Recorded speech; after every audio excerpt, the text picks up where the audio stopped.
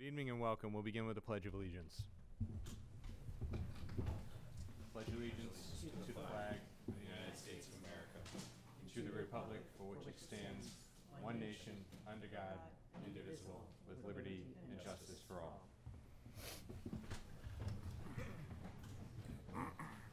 Well, good evening once again and welcome.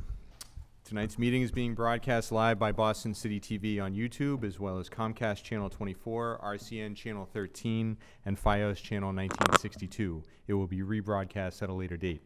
If you'd like to speak this evening but have not yet signed up, please see our staff person, Ms. Lena Parvex, out in the hallway.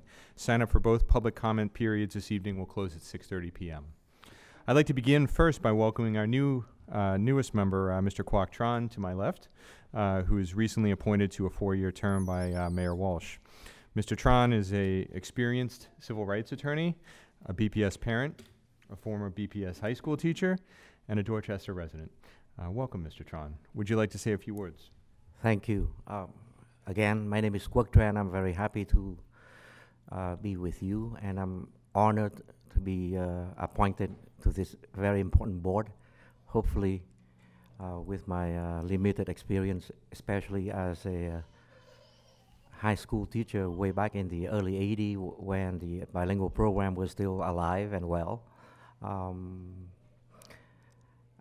I can use that experience as well as my legal experience in helping shape any kind of issues here, especially in dealing with equity. So thank you and welcome everybody. Well, thank you again, Mr. Tran, and welcome. I'd also like to congratulate Ms. Jerry Robinson, who was reappointed by Mayor Walsh earlier this year to a new 4-year term. Ms. Robinson is not with us tonight. She's at home watching us on FiOS Channel 1962 while she's recovering from knee surgery. She should be joining us again at a future meeting very soon. Congratulations again, Ms. Robinson. We hope you get well soon. Finally, in our first regular meeting back in the new calendar year, I want to take a moment just to note and acknowledge a few other changes on the committee. First, I want to thank my fellow members once again for placing their trust in me and returning me as chair for this upcoming calendar year. I appreciate it, and I look forward to serving as the servant of the body once again. I also want to thank Dr. Coleman, who, after 5 years serving this body as the vice chair, has moved on to a new role on the committee and has made way for the elevation of Ms. Oliver Davila as our new vice chair on the committee. So thank you, Dr. Coleman, for your service. We are very excited to have you continue in your role with the committee as a member, and congratulations to Ms. Oliver Davila. I finally want to just take one more moment to thank Ms. Regina Robinson, who is likely at home enjoying her family on a Wednesday evening and watching us on TV as well for her recently completed term on the committee, which included, in addition to all the work that the good work that she did on the committee, service on the 2014 Superintendent Search Panel, as well as the Inclusion Task Force. Her work on behalf of parents in the district and families of children with special needs especially was very much appreciated by all in this district and on this committee. So thank you again, Ms. Robinson, out there for your service. Moving on, tonight we are proud to honor some very talented and dedicated teachers who have earned their national board certifications. So at this time, I'd like to invite my colleagues on the committee and Interim Superintendent Peril to join me on the floor for a presentation of citations.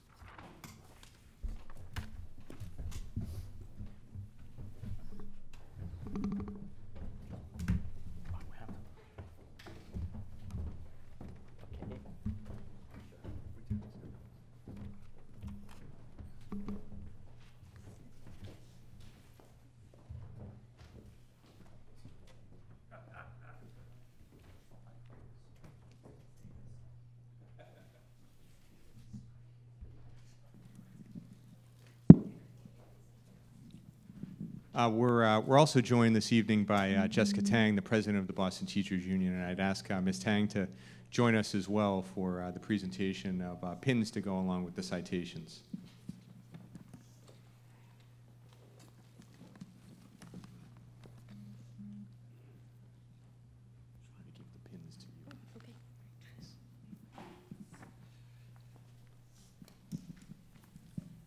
Okay, so a number of members of the committee, as well as the Boston Teachers Union leadership and leadership within the central office, were able to join the families and the recipients themselves in a reception earlier this evening.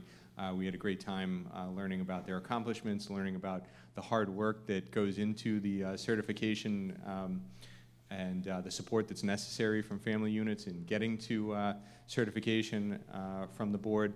And I just want to say a few words around really what it means to have board certified teachers in the district. Many of us on the committee, as well as central office, are in schools every day, and we get to see obviously the hard work that's performed by teachers in our district, members of the union, and the efforts that are made on behalf of some of the hardest, the highest need students in our district.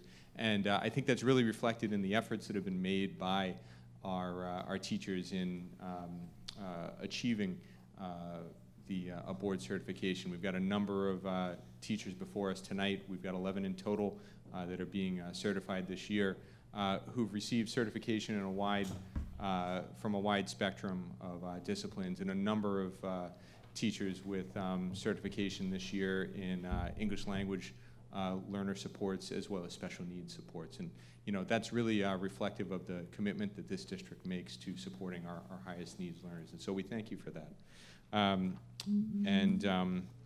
do want to just tell folks a little bit about the program. We do honor our National Board Certified Teachers every year as a committee. NBCT certified teachers are highly accomplished educators who meet high and rigorous standards, like board certified doctors and accountants. Lawyers don't get to do that, unfortunately. Teachers who achieve national board certification have honed their skills through intensive study, expert evaluation, self-assessment, and peer review. It's quite an accomplishment, and we're grateful for them for raising the level of excellence in our schools and in our district as a whole. So tonight, as I mentioned, we celebrate 11 teachers. I believe we have 8 of those 11 with us this evening, and we'll, in addition to reading off these certifications, we'll have pins for you, as I mentioned earlier. You can receive those from President Tang.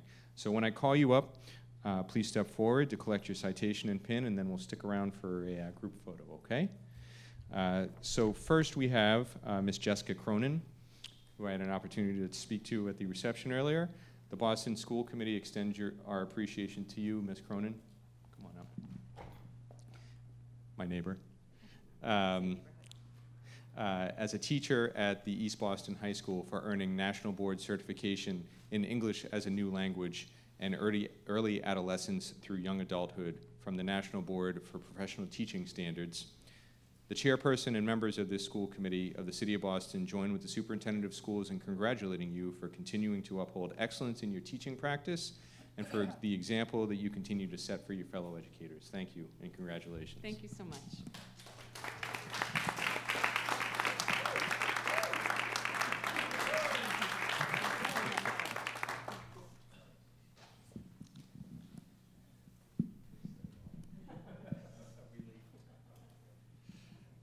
Next we have Christina de Guzman, another teacher from the English High School.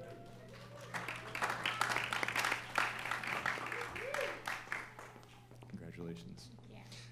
Ms. Guzman, we congratulate you for earning the National Board Certification in English Language Arts and Adolescent and Young Adulthood from the National Board for Professional Teaching Standards. Once again, the chairperson and the members congratulate you and thank you for your hard work. Thank you.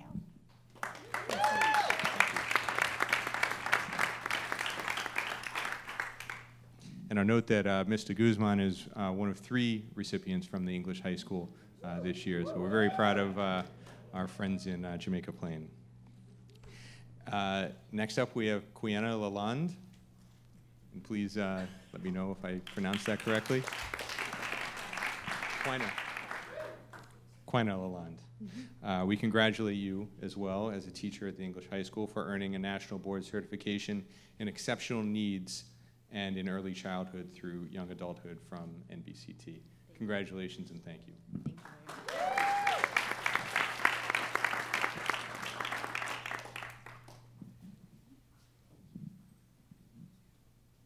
And also from the English High School, Emily Trono.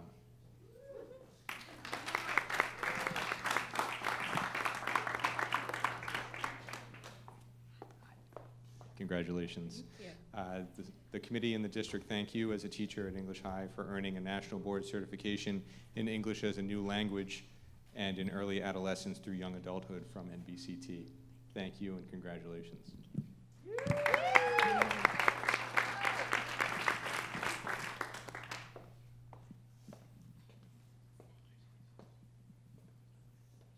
Moving across the city now to the Gardner Pilot Academy, we have Deborah O'Shea.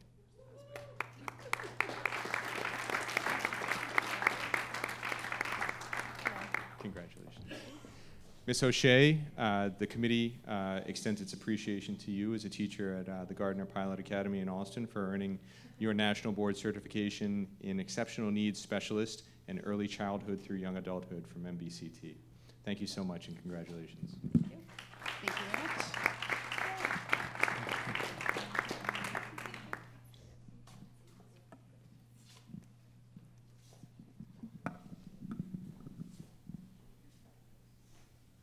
Next up, we have Christy Reich, a teacher at Brighton High School. Reich?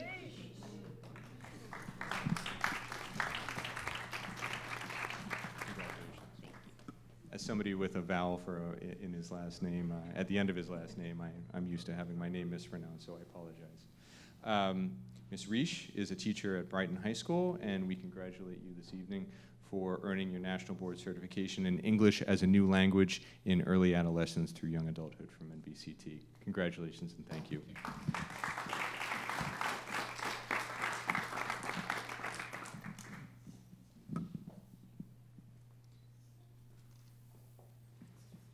And next up is Laura Rosenfield, a teacher at the John D. O'Brien School of Mathematics and Science.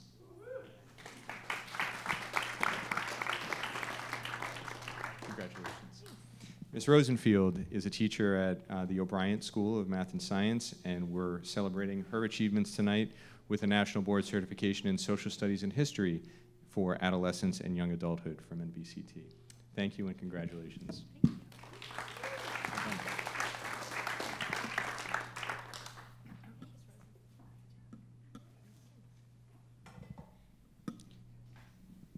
And our final in-person honoree this evening is Erin Rua, a teacher from the Curtis Gild Elementary School in East Boston. Congratulations. Ms. Rua, we're celebrating your achievements tonight for National Board Certification as a generalist in middle childhood from NBCT. Thank you and congratulations. And we really appreciated hearing your stories earlier as well. Congratulations. We have three other honorees as well this evening who couldn't join us, but I do want to read them off. Wai Chin Ng, a teacher at the Josiah Quincy Elementary School, who has renewed her National Board Certification as a generalist in middle childhood. Ms. Cindy Munkle, a teacher at the Harvard Kent Elementary School in Charlestown, for renewing her National Board Certification as a generalist in middle childhood as well. And Ms. Mia Manduka, a teacher at the EMK Academy for Health Careers, for renewing her certification in English Language Arts with a specialty in adolescence and young adulthood. Congratulations once again.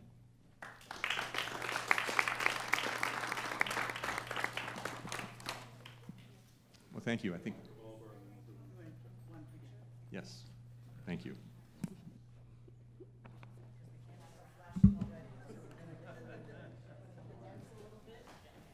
Maybe hold up the certificate. Yeah.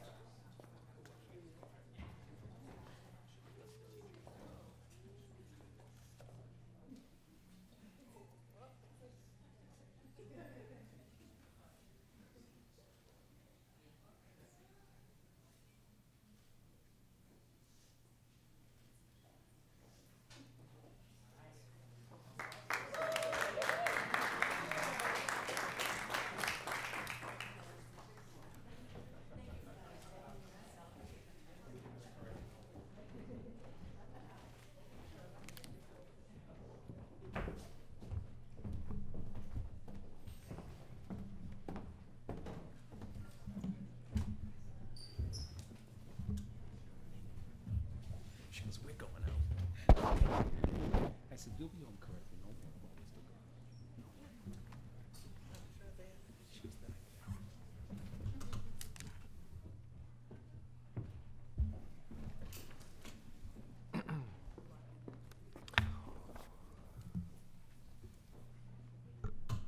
Well, thank you once again to all of our teacher honorees this evening and to the families who came out to support them, and as well to President Tang from the union for your words earlier at our reception and for supporting so many of your members.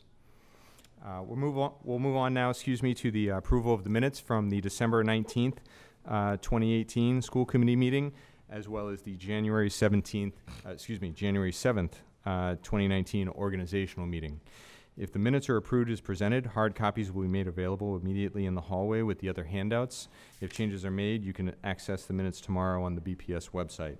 At this time, I'd like to entertain a motion to approve the minutes of the December 19th, 2018 and January 7th, 2019 meetings as presented. Thank you, Ms. Oliver Davila. Is there a second? Second. Thank you, Mr. Tron. Is there any discussion or objection to the motion? Is there any objection to approving the minutes by unanimous consent? Hearing none, the minutes are approved. We'll move on now to the interim superintendent's report. I present to you our interim superintendent, Ms. Laura. Good evening, everyone, and welcome to our first full meeting of 2019. I want to start out by wishing everyone in our schools and in our communities a happy and healthy new year.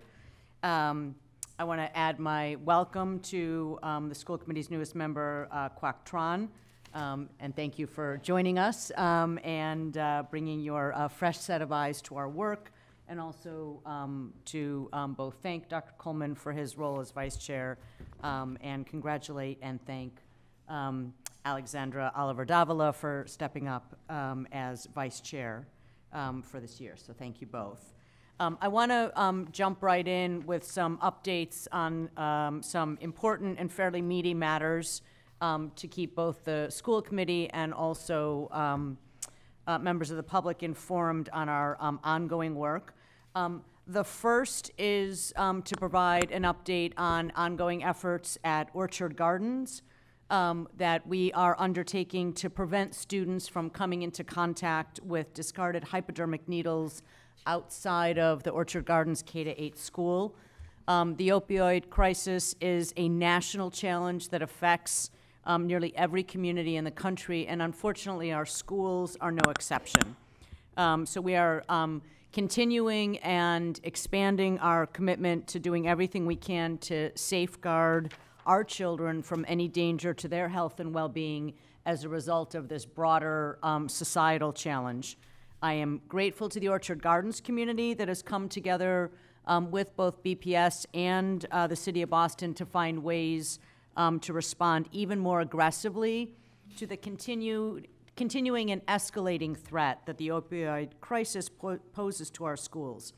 So since last year, as some of you will know, BPS had already begun expanding its effort working with the city on to train custodians on best practices around needle safety, and having custodians continuing to conduct regular sweeps of the school property and playgrounds.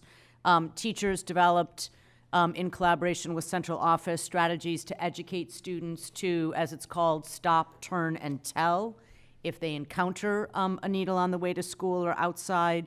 The city also installed a needle kiosk collection bin on the property, but nonetheless, given the continued and expanding scope of this citywide and national challenge, we recognize and have heard compelling testimony in this chamber and in discussions with the school leader and community advocates that additional steps were clearly needed to protect our students and school community as this continues to spiral.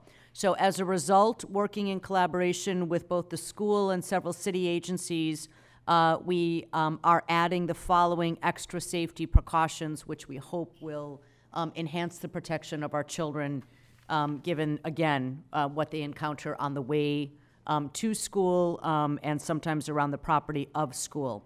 So custodians are now sweeping the property for needles 3 times a day. Before each of the moments where children might exit the building, or enter the building. So before 7 a.m., at 9:30 a.m. before mid-morning recess, and at 1:30 p.m. prior to dismissal. They're maintaining a log of this activity, and this new expanded sweep from once a day to 3 times a day began at the end of December.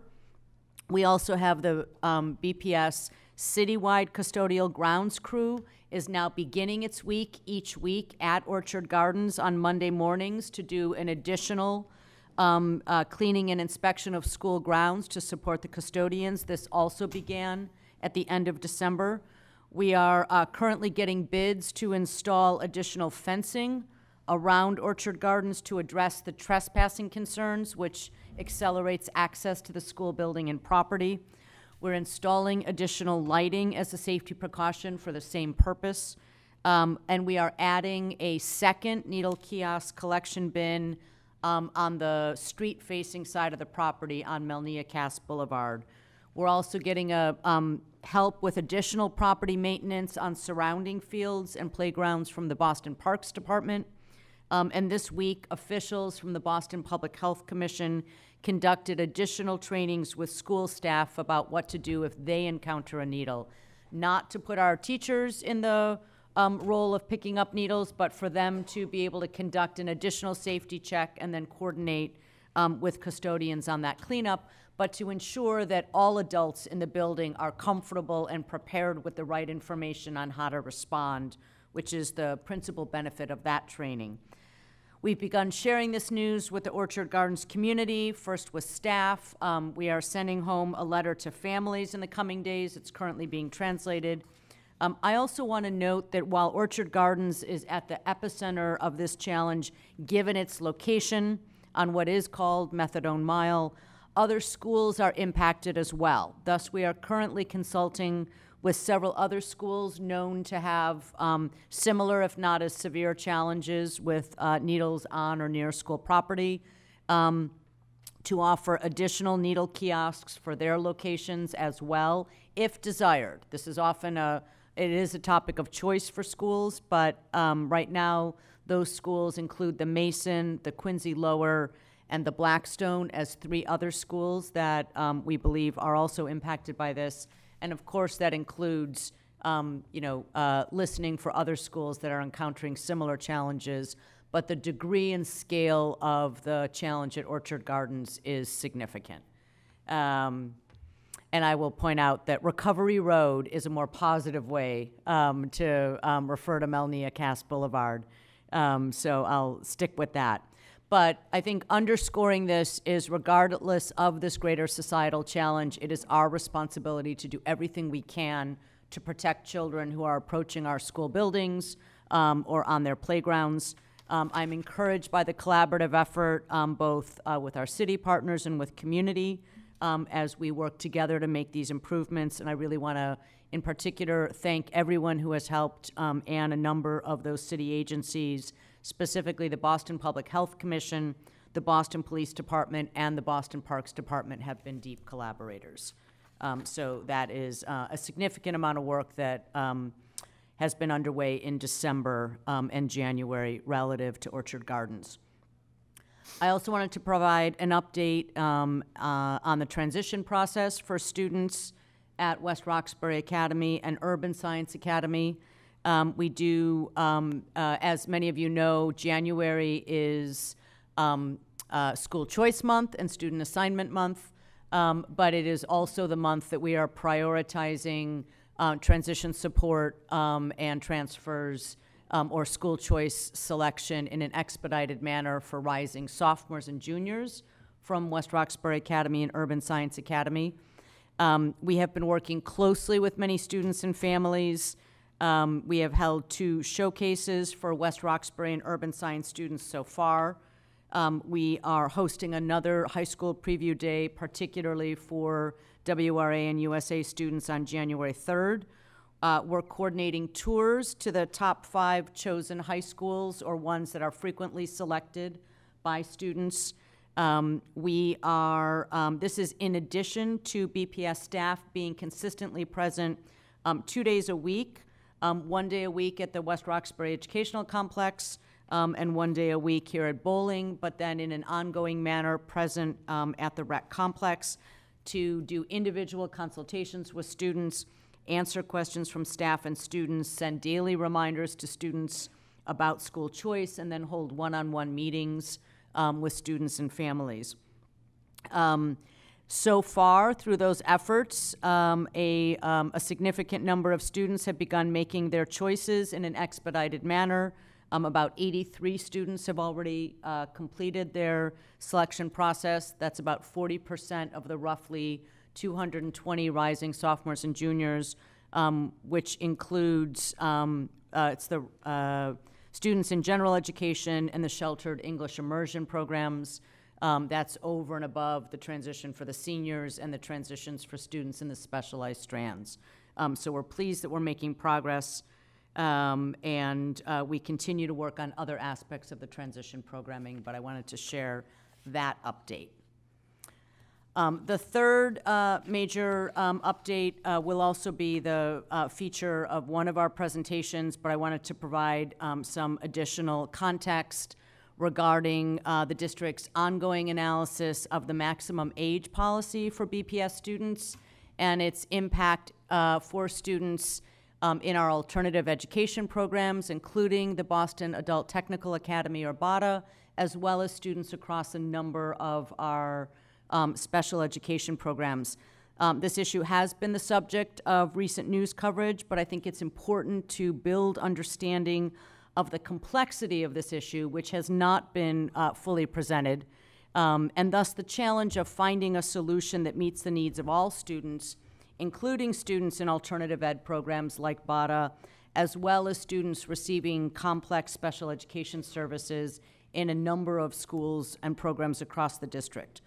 While the BPS age policy has been in place since 1999, implementation and compliance has been uneven in several schools and programs over a number of years, which apparently led the district to begin addressing more consistent policy implementation back in early 2018, so in the last school year. Today, and we can take this as representative of any given year, there are about 100 students across 16 of our schools who are approaching their 22nd birthday. Many of these students are English learners or students with disabilities, again, particularly our students with significant special needs who are served in non-diploma bound programs in our schools. This is a complex district-wide issue that we're trying to address in as equitable a manner as quickly as possible. Certainly, all districts must set a reasonable limit on the length of its services to students and families. At the same time, we're working tirelessly to arrive at a solution that is in the best interest of all students. This includes making sure our students are in the right programs, receiving the educational services they deserve. Because this has an impact on the entire district, any solutions brought forward must meet the needs of students while ensuring equitable solutions across both alternative ed and special education. So we've added an agenda item for tonight's meeting about the age policy, both to provide context and to, however, tonight's presentation is not an action proposal. It is meant to provide that context and also outline some of the emerging solutions we are currently working on to lay out the dimensions of the challenge and then begin to inform the school committee of the potential solutions under review. We have met with teachers and the school leader from BADA while also consulting with other impacted schools and programs, as well as state agency and provider partners, to make sure that we are fully considering the implications of any proposed policy or program changes as a result of this effort. So we look forward to providing more details in our presentation a bit later tonight. And just a few final references from around the city. One is that last night, as many of you know, was the mayor's annual State of the City address. The mayor gave a shout out to the Tech Boston boys basketball team for winning the Division II state championship. These students brought a ton of hometown pride. You can see them in the balcony at the mayor's speech. And I'd like to thank the mayor for beginning his speech by giving them such prominent recognition.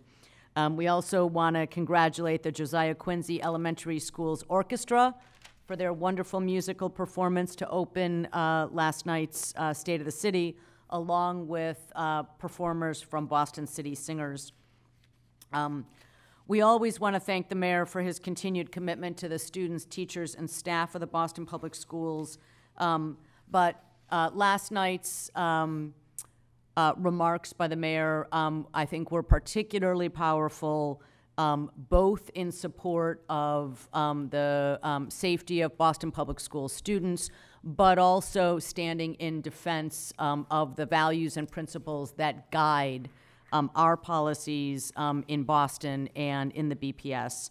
And as a follow-up to last night's speech, where Mayor Walsh spoke to both Boston's potential to lead and his determination to push back against proposed federal government policy changes that would negatively impact the city, our citizens, and specifically our students.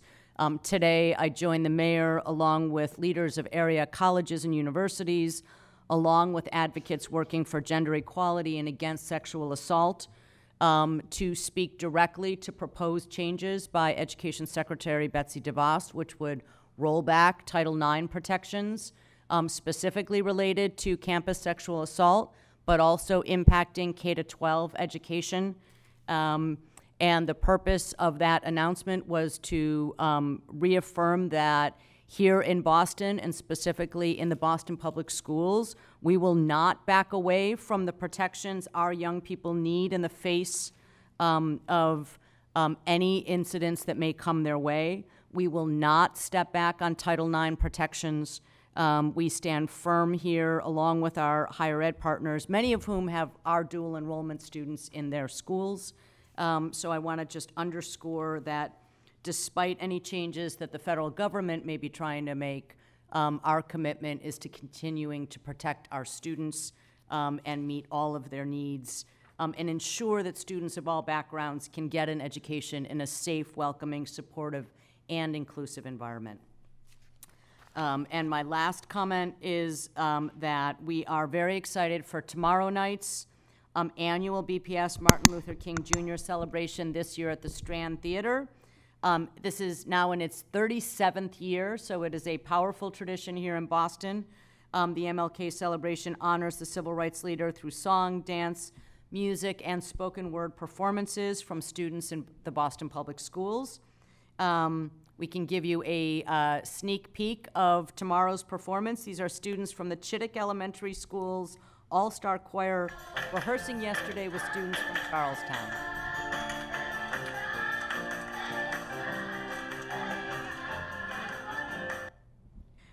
So we'll see that in its full glory tomorrow, but students from the high school and the elementary school are performing together, so we're really pleased to see that collaboration. It will be tomorrow night at the Strand, 543 Columbia Road in Upham's Corner in Dorchester from 6:30 to 8:30. It will be live streamed online by our media partner, Boston 25 News, and you can find it at boston25news.com, and we hope to see you there. Thank you. Well, thank you, Interim Superintendent Perrill, for your report. Before we move on to members for questions and comment, I want to recognize the chair of the City Council's Education Committee. Bless you, Councilor Anissa Sabi George, for joining us this evening. Welcome, Councilor. We'll move on now to committee comment. Mr. O'Neill. Thank you, Mr. Chair. So, Ms. Pearl, a couple quick questions. Thank you for the update, particularly about West Roxbury Education Complex, and you gave us the numbers. I think you said 80 of the rising sophomores and juniors who are making choices now, so thank you for that work. When we took the vote, a number of us had asked about plans for the teachers, and we were unable to talk about it at that point because that involved negotiations with the BTU that we couldn't start until the vote was taken. So where does that stand now? So that will be forthcoming as well. I'm sorry, I skipped over one particular note, if I can find it.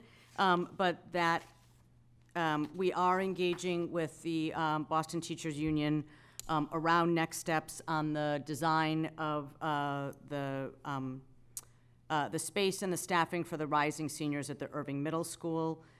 We also remain in contact with school leaders of many of the schools where the students are transitioning. So until we get through the January choice and have better data on the numbers and volume of where students are going to be attending. That is part of what will inform our ongoing conversations. So those are still to come and are being scheduled. Okay. And you mentioned the rising seniors going to the Irving. Do we have a sense yet of how many are actually going to do that versus are interested in other schools? No, not at this time. Okay. We're watching that carefully as well. And what about the program that was at the Irving that you're moving elsewhere? Has that decision been made? Has it been communicated? We are still working on that, and we will get back to you. We are working with the receiving school so that they have an opportunity to communicate as well. I have already met with students and staff at the school, and I have a commitment to go back to them. It'll probably be a little bit later this month. So you'll be sharing that with us later. As soon as I can, I will. Okay, great. Thank you. Thank you, Mr. O'Neill. Are there other questions or comments from the committee?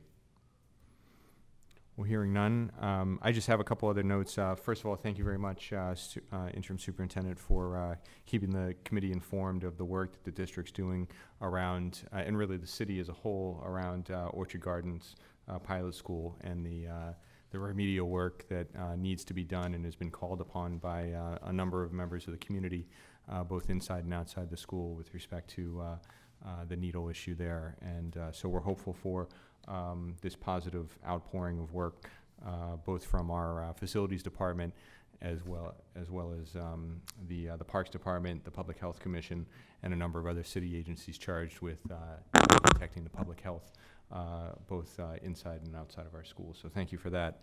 Thank you also for recognizing the Tech Boston Academy state champions in basketball, who I will note got a bigger round of applause than the Boston Red Sox for their championship at the State of the City last night.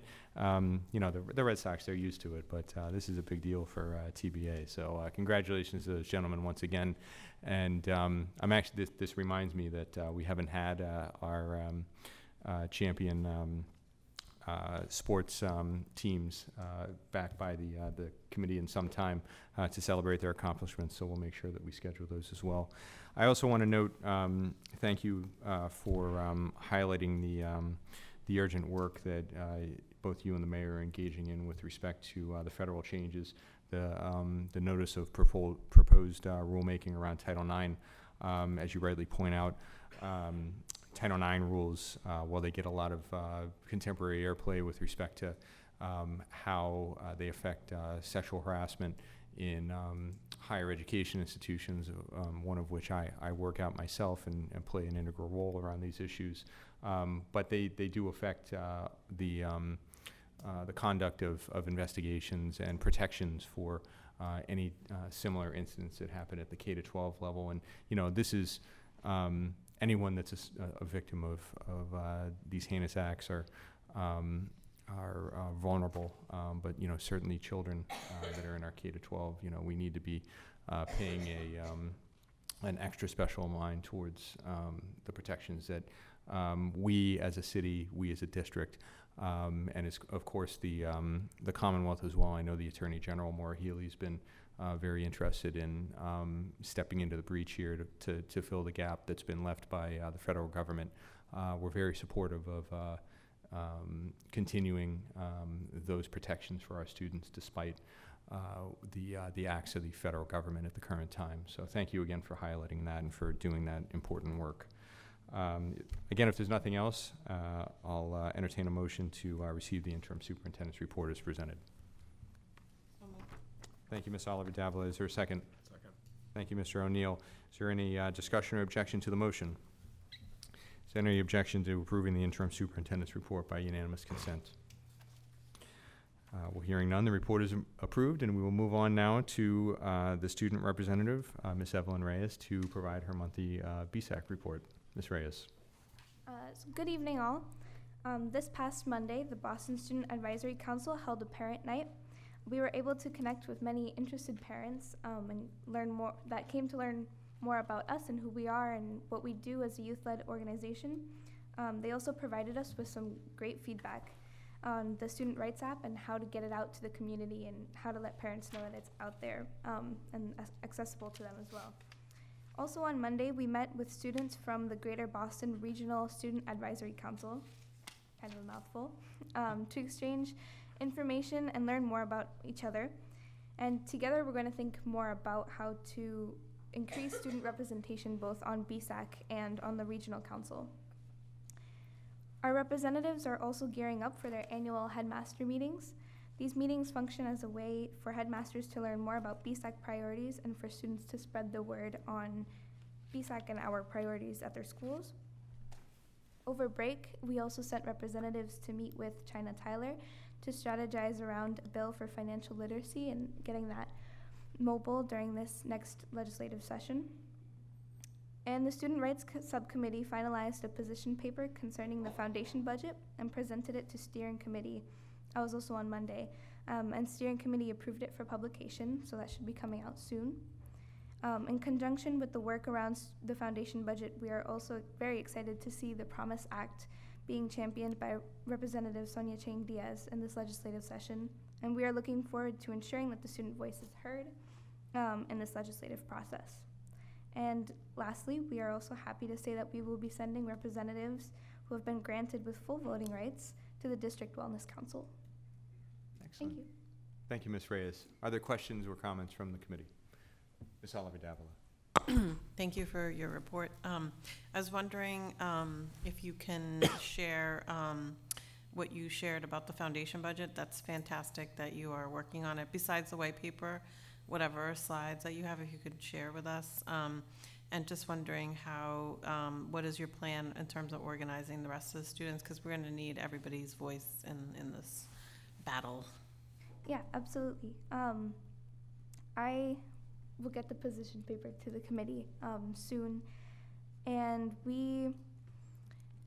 a lot of what we talk about at BSAC is like really where is that money going to come from? And because that's like the question that we get when we say like we need this to work is like, you know, okay, where is the money going to come from? So that's a big portion of the position paper is on that.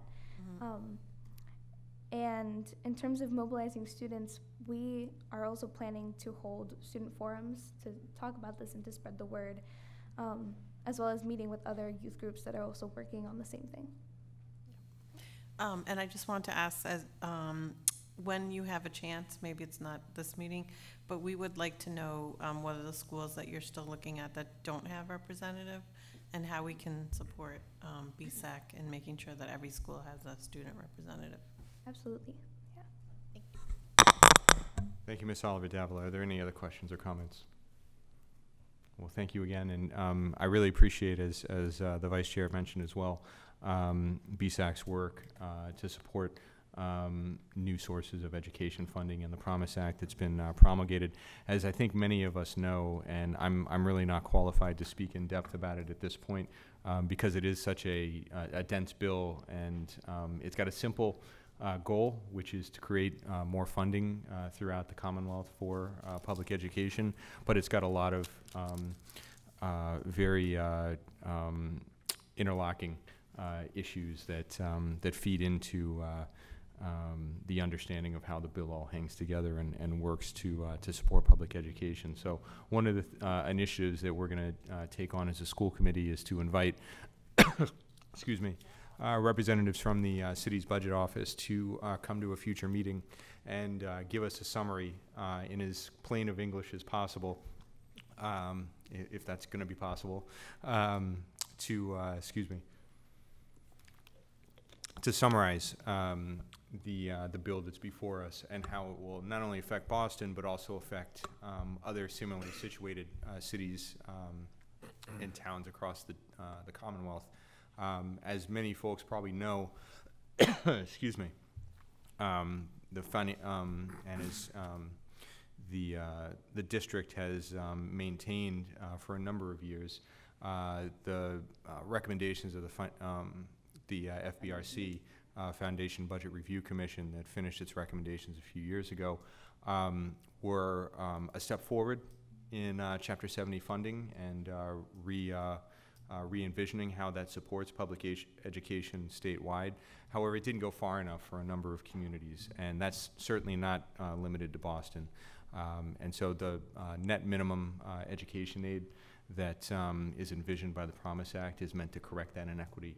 And again, we look forward to working with a number of partners, both within and without the city and across the Commonwealth, students, teachers, other school committees, and the list goes on in supporting the Promise Act going forward. But we thank you for keeping it at the top of your list as well.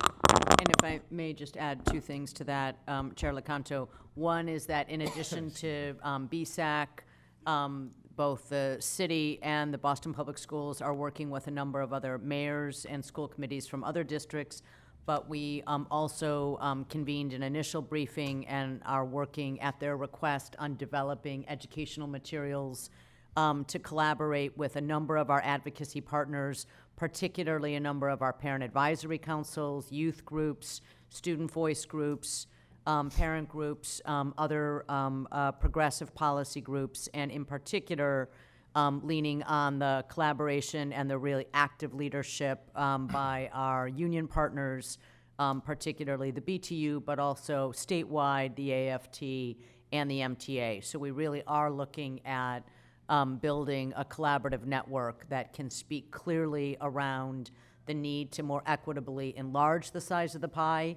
even as we work to do, the choices and decision-making that we must through our annual budgeting process with what we have here. So I think it's a great idea to have a briefing on that, and hopefully we will make some progress on some of those more materials that make it easier to digest. It is a very complex bill. Madam Superintendent, Mr. O'Neill. Just a quick cautionary tale on that.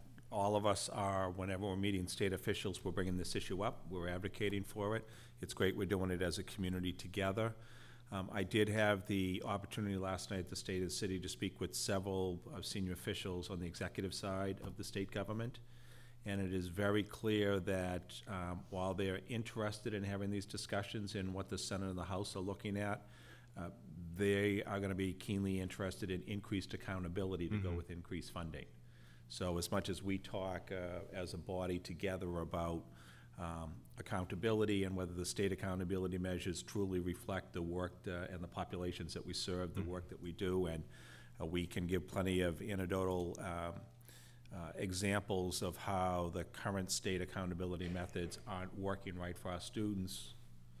As an example, what we talked about last month at West Roxbury, I do caution that when we're talking for increased funding, we can anticipate that a quid pro quo, at least from the executive side of the state government, is going to be increased accountability as well, so we have to be prepared for that. It's well noted, and thank you, Mr. O'Neill. Are there any other comments or questions before we move on? Well, thank you again, Ms. Reyes. We'll move on now to public comment. Ms. Sullivan. Thank you, Mr. Lecanto. The public comment period is an opportunity for parents, students, and other concerned parties to make brief presentations to the school committee on pertinent school issues. Questions on specific school matters are not answered at this time, but are referred to the superintendent for a later response. Questions on specific policy matters are not answered at this time, but may be the subject of later discussion by the committee. Each speaker will have 3 minutes to speak, and I'll remind you when you have 1 minute remaining and then 30 seconds. Those who require interpretation services will receive an additional 2 minutes. Speakers may not reassign their time to others. Large groups addressing the same topic are encouraged to consolidate their remarks or choose a spokesperson to provide testimony. Written testimony is appreciated and encouraged. Please state your name and affiliation before you begin. TV cameras will only record speakers who face the committee. We have 9 speakers this evening, and we'll begin with Counselor Anissa Asabi George. She'll be followed by Jennifer Boyd Herlihy and Pedro Martin.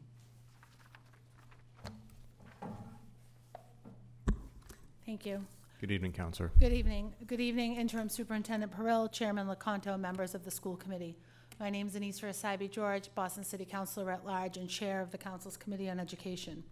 As we start a new session on the Boston City Council, it is important to me, as your counselor and chair of the Committee on Education, to share with you some of the variety of unresolved education issues I plan on addressing this year. Some of which include a transparent conversation on the Build BPS plan and receiving answers on the remaining unclear future of many of our schools, the timeline and financial plan for the next phase as well. Revisit the school committee governing structure to review the nominating process and identifying the necessary changes to improve the voice of students and families in Boston.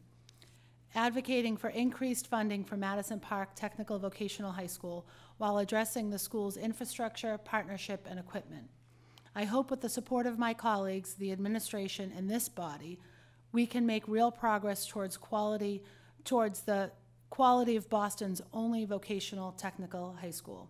In addition, I filed 3 new hearing orders with the goals of improving school safety by implementing guidelines to update school safety infrastructure and procedures, such as ensuring that every door has an appropriate lock and every entryway is monitored, mandating a district-wide active shooter training, and identifying solutions to the symptoms caused by the opioid crisis and violence within our school district.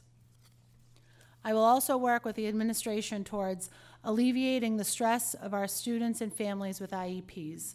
The process is intimidating and demanding.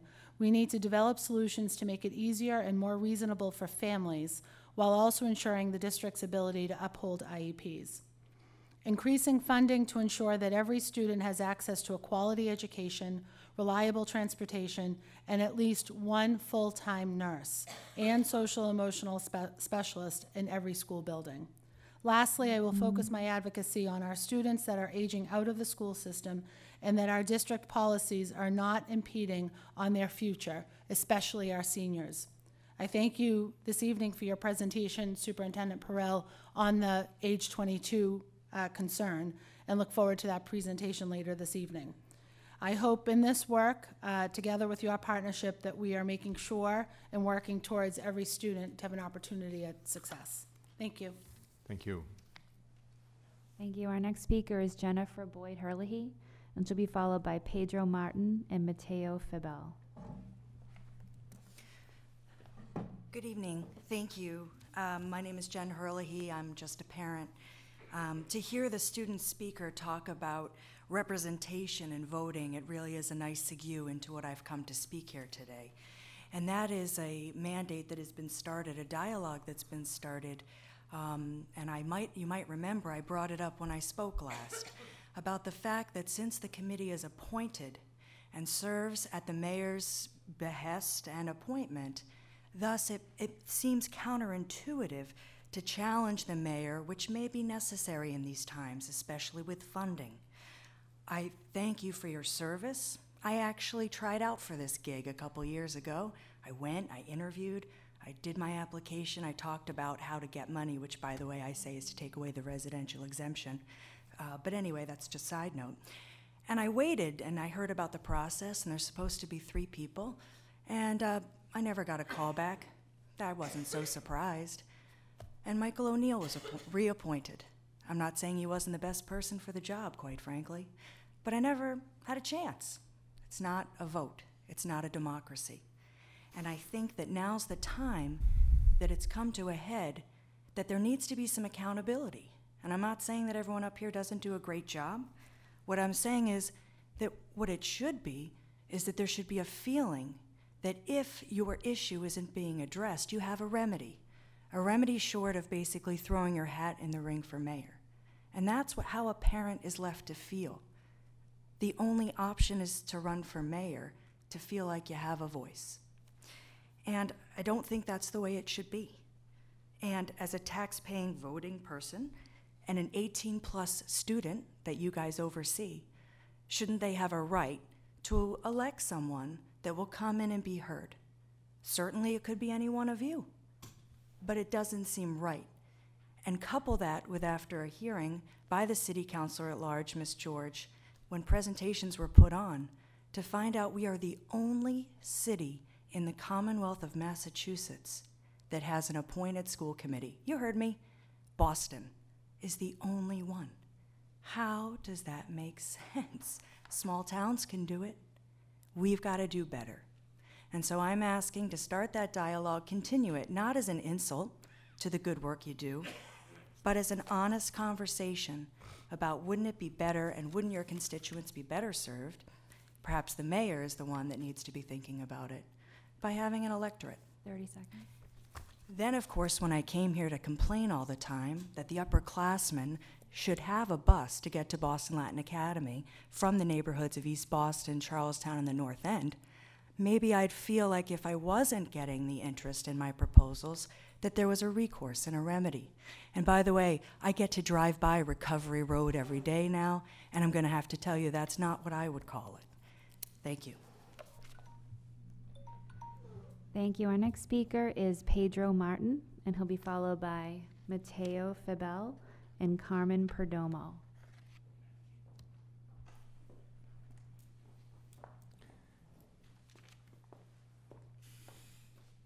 Good evening, Mr. Martin.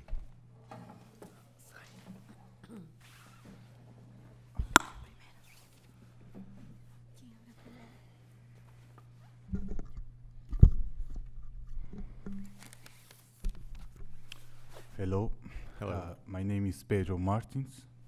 I'm a student at Boston EduTech Academic. I'm from Cape Verde, and I came to Boston 1 year ago. I'm 21 years old, and I will be 22 in December. I have passed my math and English MCAS, and I need to pass my class and physics MCAS to graduate.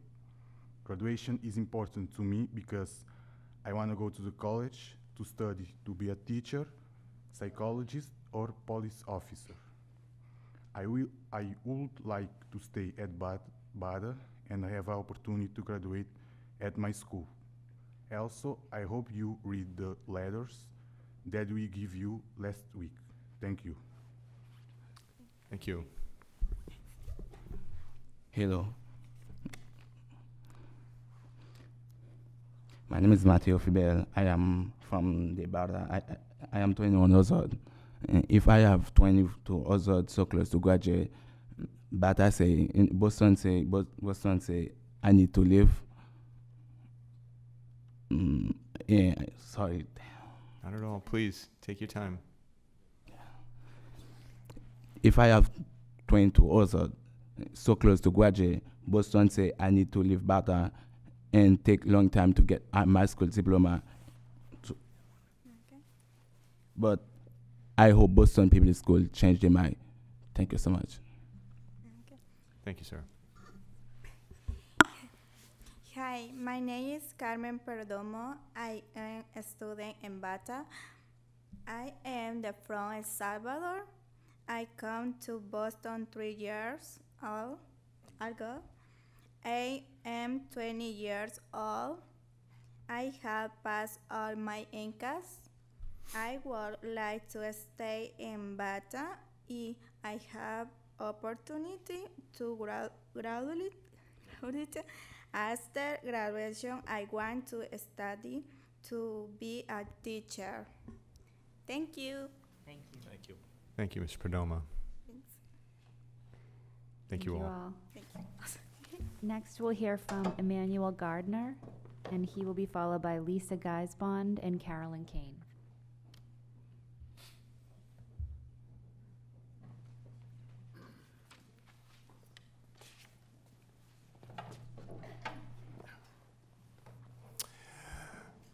Hello, distinguished members of the Boston School Committee, school superintendent, and others. I'm a teacher at BADA Boston Adult Technical Academy, and I've been there for 3.5 years. Last Friday on January 11th, we're in this very building, members of the staff, along with our headmaster, Ben Helfat. We met with the superintendent and other administrators to discuss ways to resolve the issue of the 22+ policy. The meeting was encouraging, and it shows that the district is committed to resolving this issue in an equitable and compassionate manner. As of today, we have 29 students who are going to be affected by this policy in the calendar year, the school year. Based on their MCAS scores and their progress in their classes, most of these students are on track to graduate and pursue higher education after June. In fact, they're on track to graduate this June. These students represent myriad backgrounds, as we saw earlier, from El Salvador to Cape Verde to Haiti. And frankly, this is the face of Boston today. We're a world-class city, and people from all over the world come here as a beacon, a city on the hill for education. Some of our students are foreign, but we have also many native-born students who have battle homelessness, family upheaval, many obstacles to get their high school diploma. And we're hoping that BADA, which specializes in working with these populations of students, and we have a track record of proven success with students from all different backgrounds, that we are allowed to continue to help to produce further and future citizens and contributors and members of our community, our larger community, the community of Boston. And as an immigrant myself, I came to the city in 1980 from Liberia.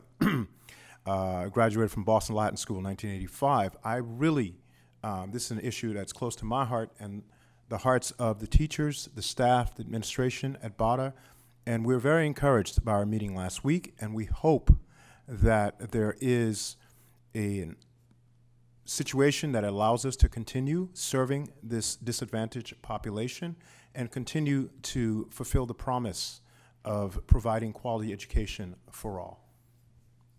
Thank you, Mr. Gardner. Thank you. Thank you, all of you. Thank you. Our next speaker is Lisa Geisbon, and she'll be followed by Carolyn Kane and Mara O'Toole. Well, Ms. Geisbon is approaching. I do want to take a moment just to recognize Mr. Helfat, our headmaster from BADA. I'm sorry I didn't recognize you in the back earlier. I'm sure you're here for the presentation later this evening. Thank you for joining us. Ms. Geisbon.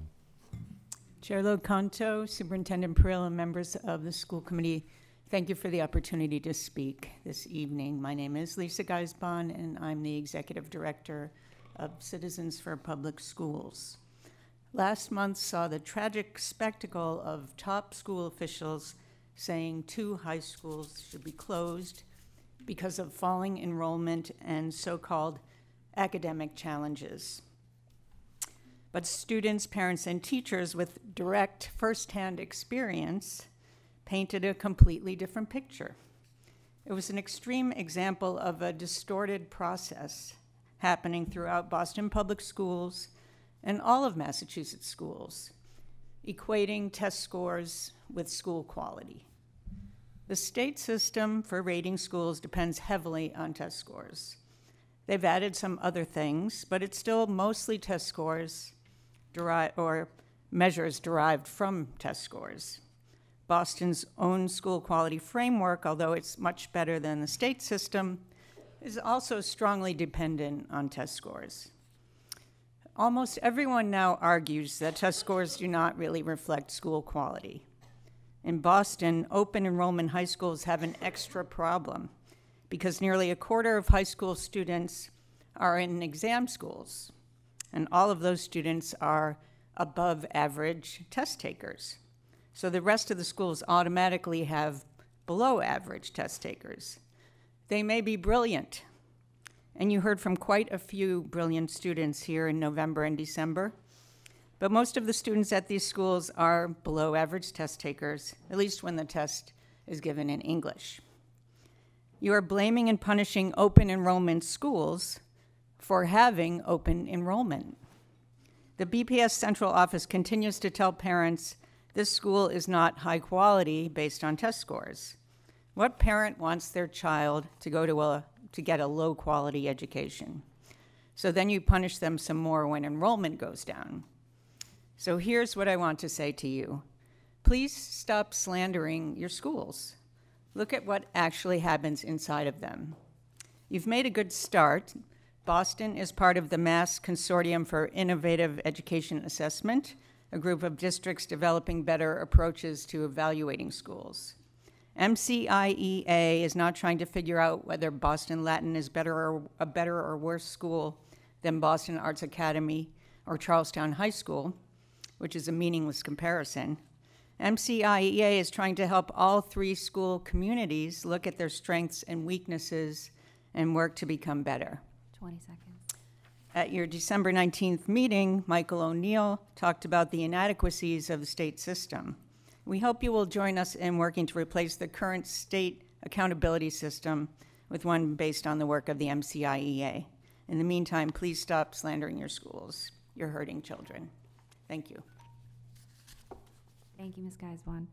Our next speaker is Carolyn Kane, and she'll be followed by Mara O'Toole.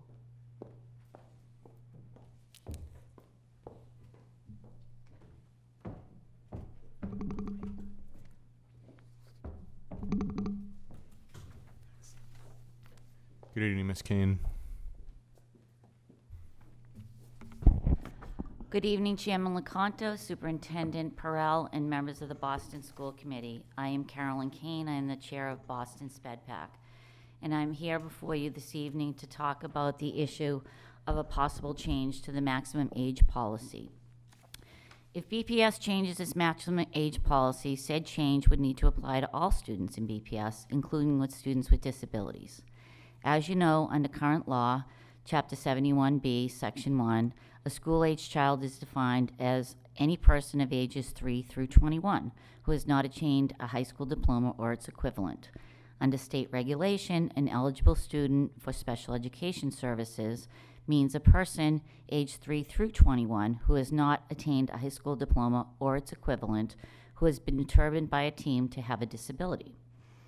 It is an interesting concept to expand eligibility for the remainder of the school year, during which a student turns 22 instead of the day preceding their 22nd birthday. And I am confident many parents of special education students would welcome and support this. I could even foresee families relocating to Boston in the latter years of their child's special education life to gain these extended services both from within and from out of state. According to the National Center for Educational Statistics, Massachusetts is one of only 4 states with a maximum age limit of 22. All other states have lower maximum ages. We have been through many budget processes with BPS.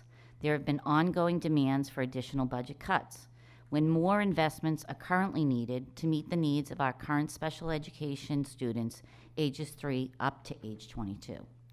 The only additional investment that I'm aware of is a $1.2 million investment in transition services, which resulted after a City Council working group and a hearing on the issue of transition.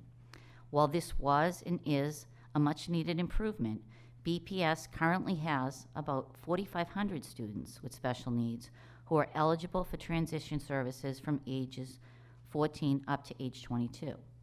That investment, which has been level funded for the past few years, only amounts to about $266 per student to meet their needs for comprehensive transition services, which include, by definition, community experiences, the development of employment and other post-school adult living objectives, and, if appropriate, acquisition of daily living skills and provision of a functional vocational evaluation. In my recent meeting before this policy issue arose with BPS Chief Academic Officer Charles Granson, who oversees special education, I explained the current need for increased funding for transition services, to increase inclusion opportunities in programs, to expand existing inclusion programs, and to develop specialized in-district programs. Any policy change to benefit students requires the additional funding for the costs directly associated with it. Let's talk about the impacts of any such policy change. BPS would remain fiscally responsible for the services under each impacted student's individualized education plan. In addition to the services of a special education teacher, there are costs for whatever related services are set forth in the IEP. OT, PT, speech and language services, ABA services, BCBA services, O&M services, and so forth, in addition to the transportation costs. These costs include out-of-district placements, whether they attend a private day school or a residential school. The average cost for an out-of-district private day school is about $400 a day, which does not include transportation costs. What additional funding will be added to the district's budget and the specific budget of the special education department? There have not been any reports, to my knowledge thus far, that address the need for additional funding to address these voluntary extended costs. A child who turns 22 years of age in September or October would likely represent much higher costs than a student turning 22 years of age in June or in the summer months. My own child would turn 22 in June, but I would welcome a couple of additional weeks in BPS. I love and value her IEP team and the services that they provide. Another implication to consider is the impact on transitioning individuals with special needs into adult services and in particular to the Department of Developmental Services, which services eligible adults with intellectual disabilities and those with autism spectrum disorder without an intellectual disability. Please note, these are the students that represent the majority, if not all of the students, who remain in special education in district and out of district up to the age of 22. I shared this policy change with leaders at DDS and sought their feedback. DDS estimates that BPS has about 75 individuals transitioning into its agency each school year. The same DDS office also handles Chelsea, Winthrop, Revere, and Brookline. The biggest concern is provider capacity for a large number of individuals starting adult programs at the same time. This is particularly true for individuals who require 24/7 programs. Providers develop additional group homes one at a time to enable them to address additional staffing needs.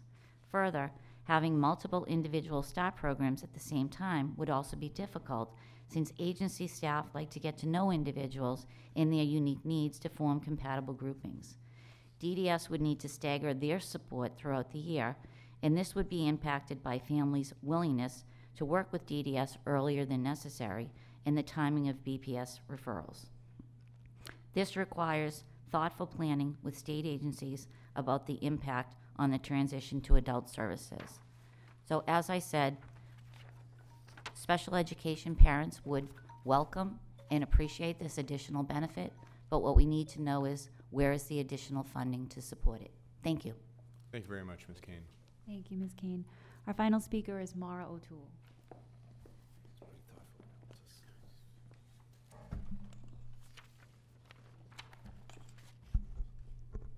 Good evening, Chairman Lecanto, Interim Superintendent Pearl, and also I'd like to say hello to Evelyn, who is one of my first library students back at the Mission Hill. My name is Maura O'Toole, and I'm a BPS parent, graduate, and employee, and I'm here this evening to speak about the budget for fiscal year 2020. I decided to come early and get it done before the crowds arrive. What I say here is my opinion alone. Last week, I attended a Build BPS meeting at English High School, and I listened with interest as a BPS staff member told a parent, yes, Build BPS planned on building libraries and learning commons in our schools in order to offer a 21st century education. The thing that was left out of the answer, though, is that while Build BPS has big plans for facilities, these plans do not include staffing the said facilities or the funds to ensure that the facilities will continue after they are constructed. The Dearborn's Learning Common was given as an example at the meeting, but it started the school year unstaffed and still does not have a certified, highly qualified librarian teacher in the 21st century space. Why is this the case? Because budgets are based on projections of students, not on the 21st century educational programs and staffing that BPS purports to want to provide to all students. Despite the grand plans of Build BPS, it lacks an alignment with curricular goals and the funding formula of the city and district. At this point, BPS only funds a bare bones education model. I know this as an employee who has no budget from the district or my school to buy books. I know this as a parent of a student at an exam school who has 3 studies a day, not enrichments.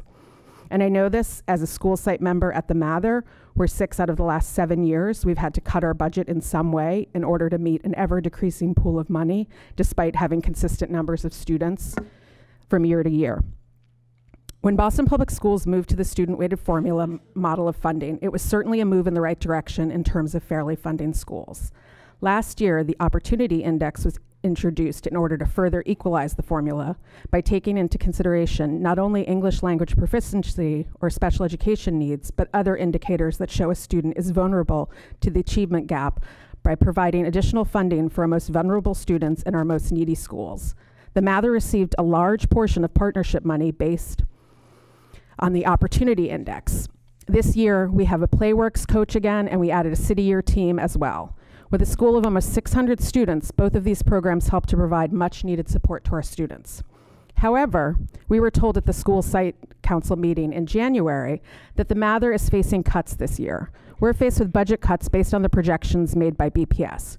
We were projected to have 620 students this year, but next year we're projected to have 580. Our principal was told that we'd face cuts of $400,000. However, we could use that new partnership money as soft landing funds. So after 1 year of having Playworks coach again in our first year of city year, next year we'll have neither. We'll also lose a paraprofessional, our movement teacher will be cut to 3 days, and another position will be cut altogether. Why the change in the opportunity index budgeting? Why in years past did other schools get soft landing funds, but the Mather must cut into the funding that is supposed to help us close the opportunity gap for students? So even though the Boston the budget office budgets BPS and makes projections about students, if you look at the actual numbers from the last 5 years, we've stayed steady at about 600 students. And when you take into account the churn rate, we actually have an average of 650 students every year. So even though in the past years we've been budgeted at less than like 575, we've always had way more than that. In order for Boston to provide a 21st century education, then the school committee needs to advocate for school budgets that provide equitable access for all students to a range of teachers in a variety of subjects, not just reading and math. We need materials, enrichments, and supplies. You cannot continue to run a school district where students are punished or rewarded based on enrollment projections that rarely match the actual numbers of students in a school each year. The City of Boston has the funds to provide a stellar education to every child in the city, and each member of this committee should be fighting for those funds in every possible way. Thank you. Thank you, Ms. O'Toole. Thank you, Ms. O'Toole. Eleanor Lawrence, our Chief Financial Officer, will be happy to chat with you. She's standing at the back. Oh, sorry about that. Hopefully you could hear that even without the mic.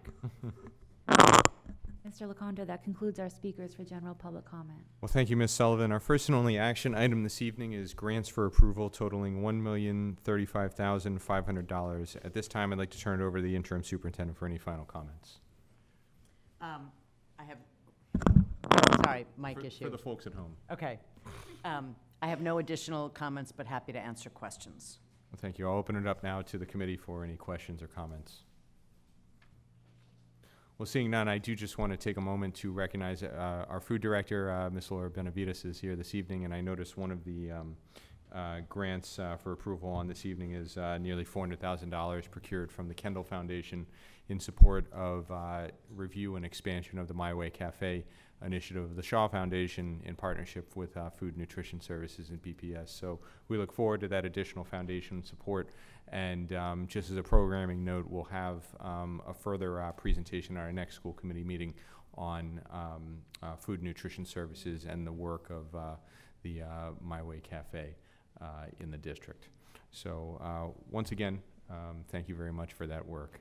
If there's no, Mr. O'Neill. I'd just like to, since you called out that specific grant, I also love the fact that it's working with the UMass Dining Indeed. Service Thank you as for well, which is it the UMass Amherst Dining Service? Ms. Ms. Benavides, if you would join us Benavides. just for a moment. Didn't mean to put you Which on is the spot. recognized as the top dining service in the country if it's the UMass Amherst group that you're working with. Laura Benavides, Executive Director of Food Nutrition Services. The answer is yes, UMass Amherst. 3 years in a row, top dining services. Top college dining service in the country.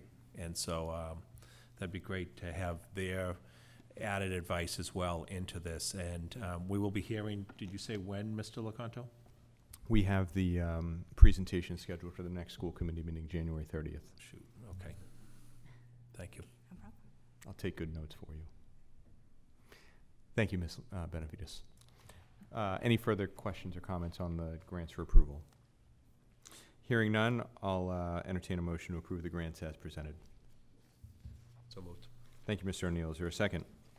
Second. Thank you, Mr. Tron. Is there any discussion or objection? Any discussion, or excuse me, any objection to approving the grants by unanimous consent? Hearing none, the grants are approved. We'll move on now to our first presentation from the Massachusetts, from the City of Boston Public Facilities Department on the Massachusetts School Building Authority Accelerated Repair Program Statements of Interest. This time I'd like to invite forward our Chief Operations Officer, John Hanlon, and Brian McLaughlin from the city's Public Facilities Department, Chief of Staff of that department, to please step forward with their presentation. While they're getting settled at the lectern, I'd like to turn things over to our interim superintendent for some opening remarks. Right. Thank you, Chair Lecanto. So tonight, we will outline our intent to file statements of interest with the Massachusetts School Building Authority, or MSBA, for financial reimbursements of facility upgrades at 6 BPS buildings this year. All of these upgrades would take place under the MSBA's Accelerated Repair Program, and these consist of roofs, windows, and a boiler at those buildings with the goal of increased energy efficiency. I think this committee has seen these presentations in the past since both the city and BPS have deepened their partnership and accessing of Mass School Building Authority funding to match City of Boston capital investments in these sorts of major repairs that sustain our buildings. So I'm pleased that tonight Brian McLaughlin, and I want to thank him from Public Facilities, will join John Hanlon in this presentation. Great. Thank you very much. What we're going to share with you tonight is an exciting but brief presentation on the matter that Superintendent Prill just laid out for you. It's exciting in that this is a continued sign of the deep collaboration that we have with the Mass School Building Authority and our efforts to make needed renovations across the school district. Just a brief note on the MSBA partnership, which is only growing stronger with every passing year, as you'll hear in this presentation, but something that's worth mentioning twice. In the first 11 years of the MSBA, from 2004 to 2014, the school district received only $5.9 million in reimbursement for renovations. Since that time, from 2015 beyond, we've already received $117 million from the MSBA, with much more still to come from projects that are already in design but have not yet been costed. I can't stress the importance of that enough, because it allows us to do so much more work across the school district, both in partnership with the MSBA, but also with now this ability to free up money that was previously going to these projects that we can now put toward other projects to continue to leverage the great work of Build BPS. However, it is a brief presentation, as Superintendent Prill mentioned, for a couple reasons. Number one, this is something that we've discussed as part of Build BPS at length over the last several months, our efforts to work with the MSBA to continue to do needed renovations across the school district. It's also something that you've seen before. In a sense, this is a matter of routine, where we bring these projects to you each year for a vote, because that vote is required in order for us to submit statements of interest. What is also becoming more a matter of routine, but is no less noteworthy, is the tremendous partnership that we have with the Public Facilities Department. And I'm thrilled that Brian McLaughlin is here to actually present this content to you, because it is a sign that we work so closely together with our partners in city government to be able to pull off the great work that the MSBA allows us to do. And with that, I'll pass it to Brian. Thank you. Thank you, John. Thank you, Mr. Chairman, Madam Superintendent, and members of the school committee. It's always a pleasure to come before you to speak on the Accelerated Repair Program and other MSBA matters. As a MSBA background, the Massachusetts School Building Authority is a state authority that oversees funding for school capital projects throughout the Commonwealth. MSBA is a reimbursement agency and works with local communities to create affordable, sustainable, and energy-efficient school projects throughout Massachusetts. It's funded through 1 penny of the Massachusetts sales tax. The first step in the MSBA process is the submission of a statement of interest, which is what the MSBA refers to as their application. The SOI allows districts to inform the MSBA that there are deficiencies in a particular school building that impacts the delivery of an educational program. The SOI requires a vote of the school committee and city council, as John has indicated. There are 2 main programs that the MSBA offers: the Accelerated Repair Program and the CORE program. The MSBA Accelerated Repair Program focuses on strictly roof, window, and boiler projects, and the CORE program focuses on work above and beyond that scope of work: additions, renovations, major renovations, and new school construction. Examples of those projects would be the Dearborn STEM Academy, the Boston Arts Academy, the Carter School, and the Josiah Quincy Upper School.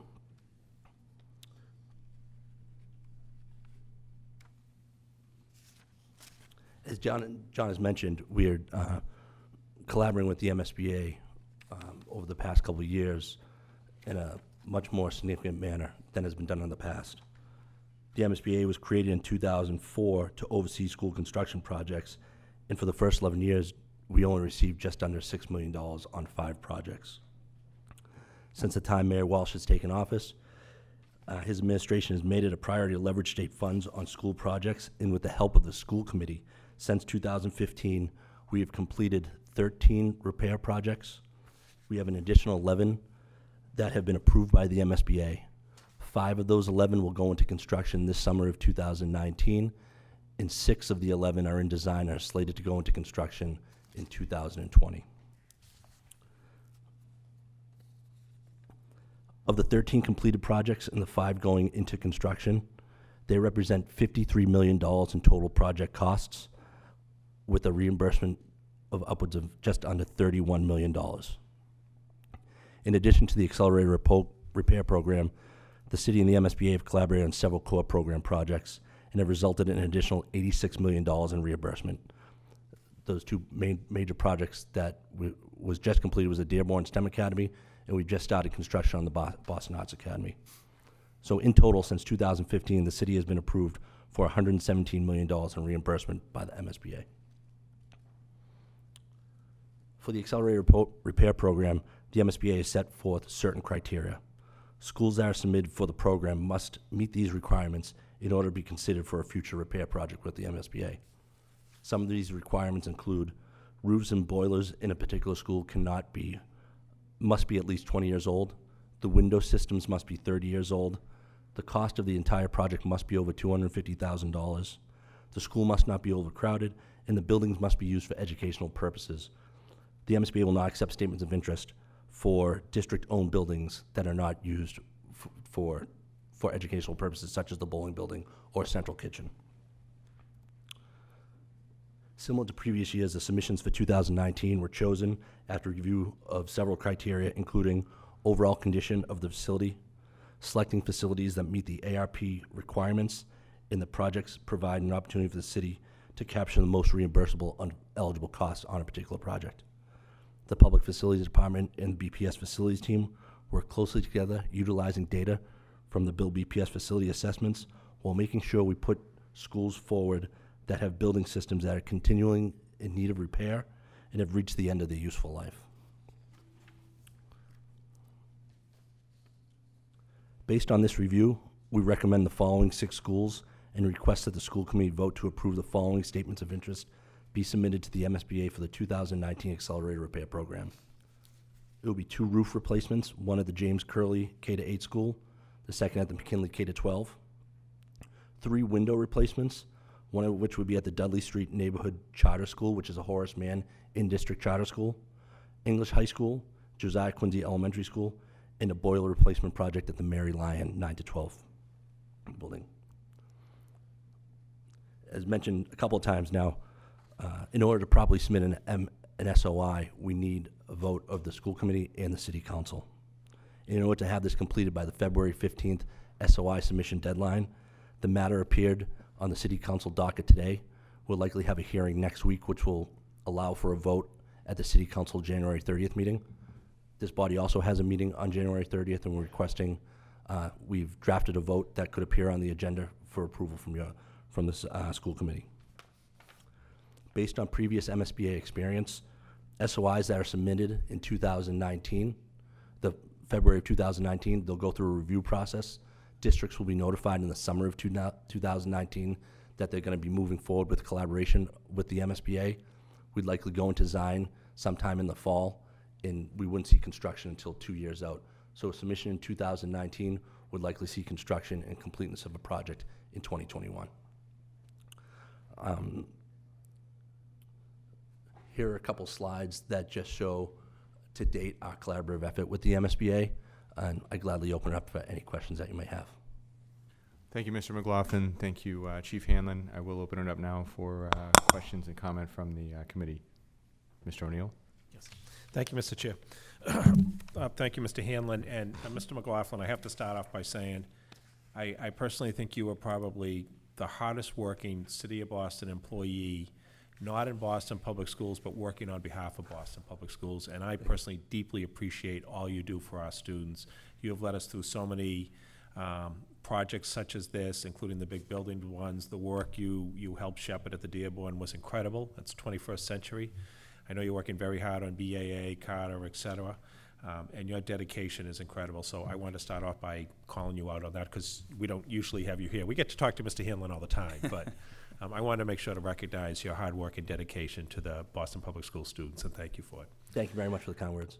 Couple of quick questions for you. As you decide, and Mr. Hanlon together, how you decide which schools to submit for this program, do you put an equity analysis through to try to see how you're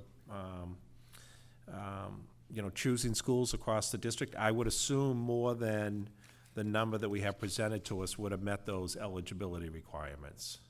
So is there an equity lens that it applied to choosing the schools to put forward this year? Or do you look at, compared to previous years, trying to move it around? How was that decision made? I think the best way to describe that, and it's an excellent question, is a lot goes into the decision-making related to putting projects forward for this process. And to a certain degree, equity is not part of the analysis because it is so strictly driven by the condition of the building, and knowing that the building and the system itself that's going to be replaced will live far beyond the current state of equity and demographics within our school district. However, it's no mistake that when you look at one of the slides in the appendix and the distribution of projects across the city, that we do have a project within every neighborhood. And we do have a number of projects in the neighborhoods that you would find are where most of our students of need live, those being Dorchester, Roxbury, and East Boston. Not only are those neighborhoods where we have a majority of our students living, but also where, according to the Opportunity Index, we have a high level of need. And so certainly that is part of the analysis, which comes down to as much art as science, to make sure that we are factoring in equity, but above all, it really is the condition of the facility and the criteria that's in front of us in MSBA. Okay. I want to get back in a minute to one of the statements just made, because I take exception to it, but we'll come back to that in a second. Help me out with the McKinley, because the McKinley, a couple of years ago, we were recommending to actually tear down that building and build a new building on the site. And now we're keeping the same school in it, but now we're talking about repairing the roof. And if we're putting in money into a roof, it says to me we're planning upon that building being as is for a while. Is that a safe assumption to make based on this recommendation?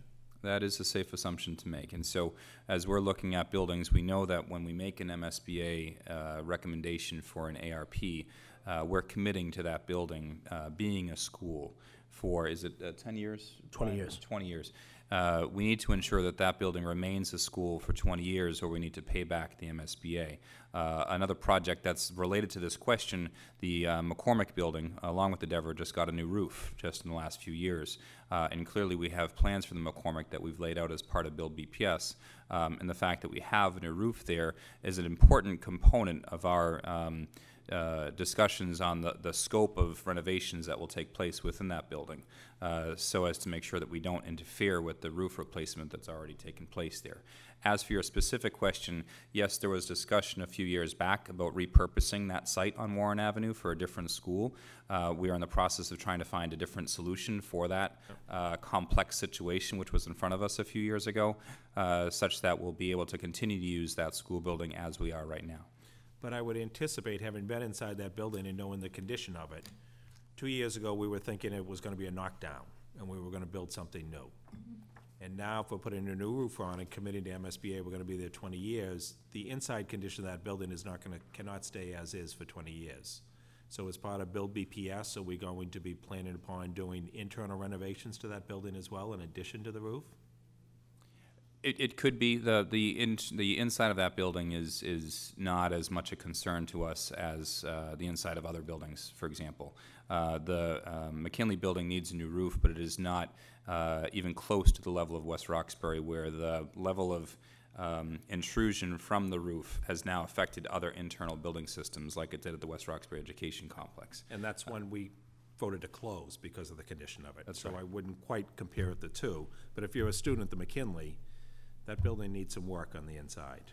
I mean, again, 2 years ago, we as a district were saying, let's knock it down. So I think as part of your Build BPS planning, if we are committing to this building and putting a new roof on it and saying to MSBA, we're gonna be there for 20 years, we need to do some work on the inside of that. And Hey, Mr. O'Neill? Yes, sir. I'm sorry to interrupt. Can I just ask a clarifying question that interjects on this issue at the McKinley? Sure. if you don't mind. If I heard you correctly, Mr. Hanlon, with respect to the condition of the McKinley building, I think what you were referring to with respect to the condition of the roof, and by comparison at West Roxbury, how it deteriorated to the point where it was affecting internal mechanics of that building. And I think what you're speaking to with respect to the condition of the McKinley by comparison would be the similar mechanics of that building as opposed to the cosmetics that you might find moving through the building and the visual condition of that building. Is that a fair assessment, or is there a way that you can maybe further clarify that for us? Because I think that might go a little bit to some of the comments that I heard from Mr. O'Neill with respect to the comfort level of the building when each of us have visited it in the past. Yeah, I have two thoughts on that, which I hope will provide some clarity. Number one, you're right. So the reason why there's a stark contrast between those two buildings is, in the case of the West Roxbury Ed Complex, the internal systems were completely affected, partly because of the roof, the windows, and just general deterioration. The McKinley might need a new roof, but the internal systems, to my knowledge, are still in good condition such that we don't need to replace those. It might need cosmetic work, which you can do by working around a new roof project without interfering with the new roof project. It does not necessarily mean it needs to be a knockdown rebuild.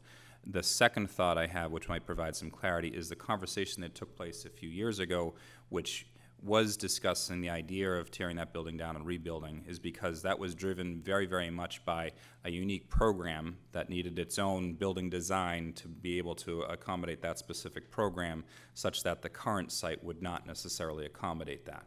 It was not necessarily discussed as a tear down rebuild because of the condition of the building per se, not as much, but more so because of the need to find a home for a building that needed its own design to meet its academic requirements. And it was actually a substantially bigger program, so Yes. it wouldn't have been able to fit in the building. But having been inside that building, it could use some TLC, shall we say. I agree.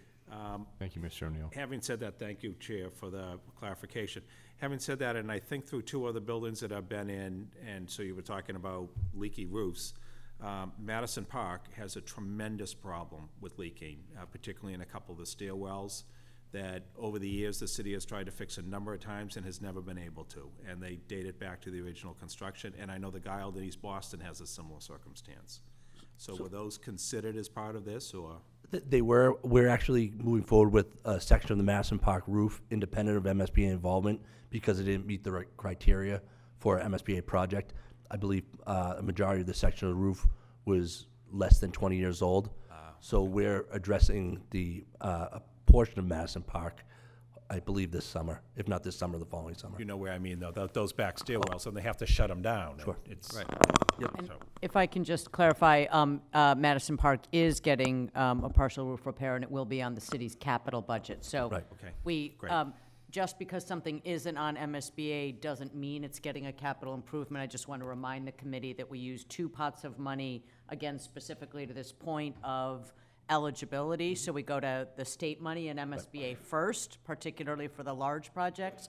But for some of the projects that need to move faster, that don't meet the criteria, or anything else that would mean that it's not going to fit under MSBA, we can have more liberal criteria for the city's capital dollars, and that's exactly how we're responding to Madison Park. And I'm so delighted to hear that. This has been a 20-year situation, so the fact that we're now waking up and addressing these is huge. Thank you. The Guild in East Boston has leaking as well, just to mention. And I have to go back, Mr. Hanlon, to your comment, because when you include a chart like this in the back of projects by neighborhood, this is what we all look at. And when you say every neighborhood in the city is included in it, unfortunately, there is one neighborhood in the city that is not included in it, that has 4 school buildings, 2 of which are quite old. It's Charlestown, yes. Yes, and 2 of which were built in the 70s, so of course they're total messes. But I do know Charlestown High School had some substantial work done on it a few years ago. Was that not an MSBA project? Is that why it's not on the list? That was Correct. independent. That was not an MSBA project. As Superintendent Pearl mentioned, the MSBA projects are just a fraction of what we have in our capital plan, and any full building renovations like we had at Charlestown High, like we've had at the Burke in recent years, the Agassiz building, those are not funded by MSBA unless they're part of a core program, which is a much greater, larger scale project. But you're absolutely right to call that out, and I misspoke. I'm sorry, you earlier. couldn't toss a softball like that at a Charlestown resident. You're totally right. No, it's fair game. And I very rarely mention it that way. My last question is, and I apologize, Mr. Chair, but when we have Mr. McLaughlin here, I have to take advantage of it. Sir, could you just give us a very brief update on where we stand on BAA, on Carter, on Quincy, and any other major ones that you're working on right now? Sure. Boston Arts Academy is currently, we're going through demolition. We actually have a live stream video that I can share the link to that we can forward along to everyone. The Carter School, we just met with the MSBA last week on enrollment, which will drive the study. So we're anticipating going to an April board meeting of the MSBA where they will vote to move us into the feasibility study period. That's when we bring on a consultant team and start exploring options to what the solution will be to the Carter School. They've given us 3 numbers to study, one of which is 30 students. The second is 60 students, doubling the population of I think it's a little more than doubling the population of students. Now, yeah. And the third is a number somewhere in between based upon the existing site. Okay. So if the existing site can't support 60 students, what is the number it can't support? For the Josiah Quincy, we're still working with the MSBA on site selection for that project. They extended our feasibility study through the 2021. I believe we have to have a deliverable to them, and they've been working closely with us as we explore options to site a new Josiah Quincy Upper School. Just a brief comment, if you will, on the Carter School, just to frame expectations. We had a successful meeting with the MSBA, as Brian mentioned last week. There is a long timeline for these projects, and if all goes well with the stage that we're in right now, which we have every expectation it will, then we'll be able to start the designer selection process, which really won't be complete. The design itself won't be complete for at least a couple years based on procurement timelines and then the timeline just for design alone. So we likely won't enter construction any earlier than 2021 or 2022. Is that fair to say? Correct.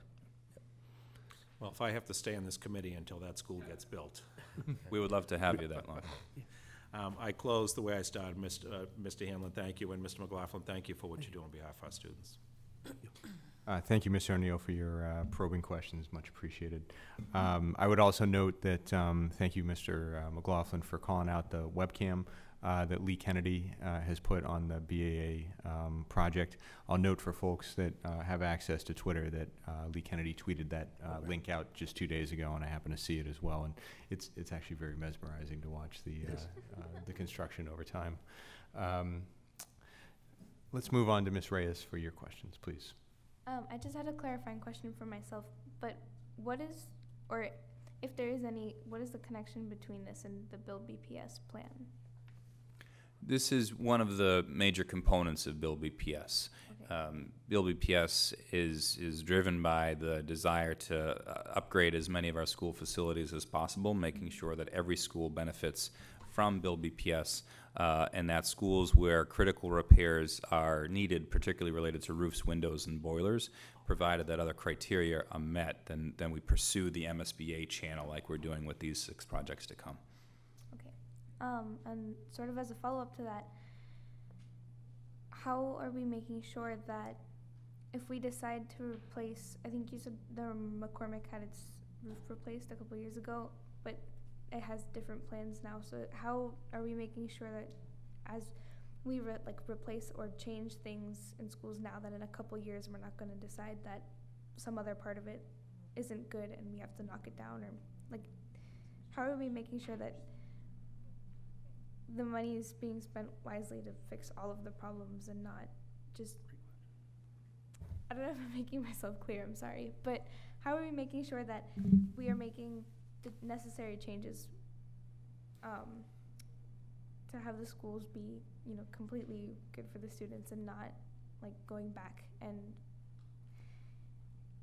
You're doing a great job. I think we have a good sense of your question. And you're absolutely fair to point that out. I would defer to Brian on this, but one thing that's important within the MSBA process is there are different steps along the way that make sure that there's pieces of quality control woven into the project, so that whether it's through design selection or project management itself, there are some structures there to make sure that the building components that are going to be put into place are going to last and are going to have high quality. And John, can you go back to slide 5? Because the bottom bullet, next slide. Sorry, we did change the numbers. Next slide. There it is. No, the other way. That one, yeah. There it is. No, it's the one that process for selecting ARP submissions. Sorry, my numbers are different than yours. There we go. Bottom bullet. Yeah. Right. So you're asking a question of making sure things are going to last. We want to make sure, as we're thinking through Build BPS, we don't want to put a new roof on a building that we know is going to get reconfigured or dramatically renovated in a short amount of time. So, for example, there's been a lot of discussion about middle schools and what we're going to be doing with middle schools. Now, that doesn't mean that we will never be able to pursue one of these projects with a middle school, because we may be able to keep the program, the building intact with a new roof without doing major renovations, but it's something that we have to deeply consider before we propose that for a Build BPS project, for an MSBA project, sorry. Right. Thank you. Thank you, Ms. Reyes. Vice Chair Avila-Davila. Oh, thank you, thank you. Thank you, my fellow school committee members. Those were 2 questions I had. You guys are super smart. I just want to ask a couple of quick questions. In terms of the status of the buildings, considering what just happened with West Roxbury, so if you can just tell us the process. So the process would be that ISD is checking the buildings, then we kind of know what the buildings are, and so then that's how they kind of get on the list in terms of the urgency of the facility and how, in what kind of condition it's in. Is that correct?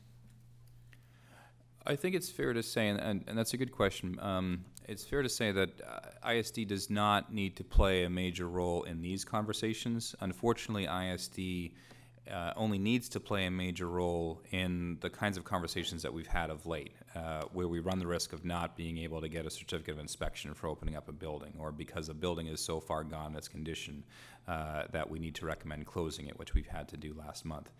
We do, pay attention closely to the conversations we have at ISD as they walk our buildings every year, so that we can sort of learn from what they're seeing as they're doing these building walks. But typically we rely a little more heavily on the work that we have with PFD, because they know our buildings inside and out as well, but particularly our facilities team. And so many of them on that team know every system within every building, and can tell you firsthand sort of what their concerns might be across a number of buildings. We use data from that team, considerations from that team, in addition to or in combination with the facilities assessment data from Build BPS when it was first released a few years ago. And that's some of the information or the input that we look at in conjunction with what we get from ISD in the annual inspections.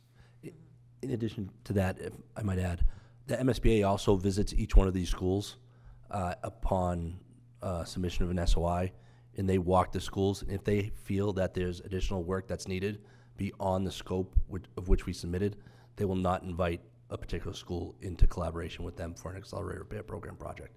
Mm-hmm. And so do you have, are there like levels that you have that you bracket buildings into in terms of how much work they need and like their safety rating? In terms of projects that PFD manages, aside from MSBA projects, as superintendent indicated, we have a capital plan that's separate from MSBA projects, and those projects range from straightforward building system upgrades to more significant repairs that could include other building systems or some reconfiguration of spaces or gut renovation projects. But it's dependent upon the facility itself and what type of shape it's in. Thank you. I'm just trying to get a sense of how it all happens. And I know we had said before at a previous school committee meeting that we would want to have some kind of report on the state of buildings, so we know, because we were all obviously, everybody was shocked about what happened, and there's things beyond our control, I know, but it would be good to know. My other question is around the headmaster involvement in this process. Just because I would, the headmasters have a lot of work to do, a lot of responsibility, and having to worry about what's happening in a building in terms of leaking or, something not working, that they shouldn't have to worry about that. So I just wonder, and especially if you're a new headmaster, new principal, maybe you don't know how to get yourself in line for things. So is there a process for working with the headmasters so they also, especially for new ones, that they know this program and they can get in line for things that are happening at their building? I think the best way for me to respond to that is to say that headmaster input per se isn't necessarily what drives these decisions, though certainly when we hear concerns from headmasters, if it's not something that we're already aware of, which is extremely rare, then we'll go out and we'll assess the situation that they bring to our attention, knowing that oftentimes a situation that seems severe at one school might not actually be as severe as we have in other similar schools, if that makes sense. In terms of our collaboration with headmasters going forward as these projects enter the pipeline, whether they be MSBA projects or capital planning projects, we make sure that the project managers assigned to these projects, oftentimes through PFD, have close working relationships with the principals or headmasters to make sure that they're kept in the loop throughout so that they understand any implications on programming. The last thing that I'd say is that, for obvious reasons, most of this work and other similar major renovation projects take place during the summertime, so as to have the least amount of interference with school programs. In some cases, that means we're shuffling around summer programs, but that's a necessary evil so as to make sure that full school operations when September rolls around are not as interfered as they would have been otherwise. And then I just have a comment similar to my colleague.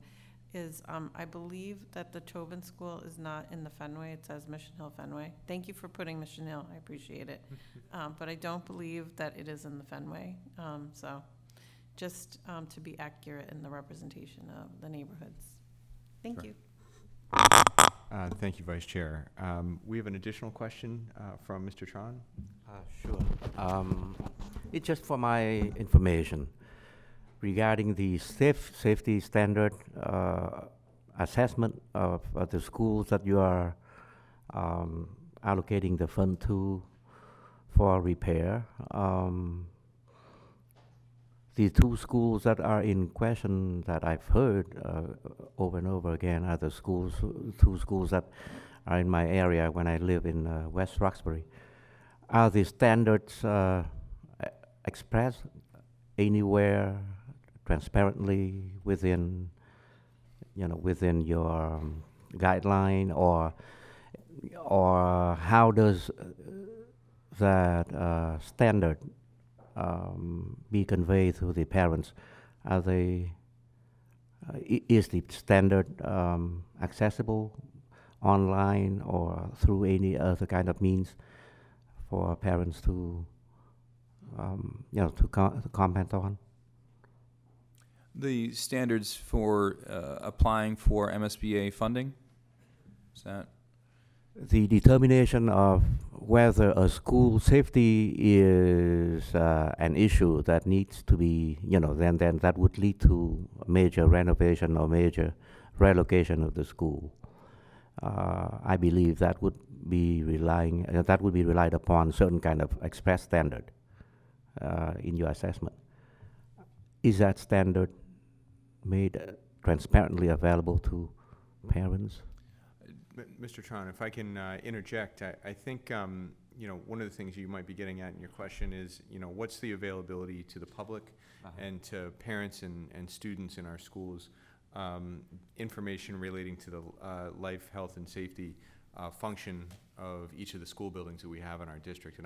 And there was an element of this in Ms. Oliver Davila's question earlier as well, because we talked about this quite a bit during our considerations of the West Roxbury Education Complex. And so maybe, Mr. Hanlon, this is less of an MSBA or repair question and more of a state of a facilities question, if I'm hearing it correctly, that speaks to, you know, how is it that we evaluate the safety of our buildings if we do identify a safety issue, and what steps do we take to remediate that issue, and if there is a serious issue, how do we communicate that to the community at large? Is that a fair assessment? Excellent. Okay, I thank think, you. I think he explained the situation, or he explained my question much better than I do.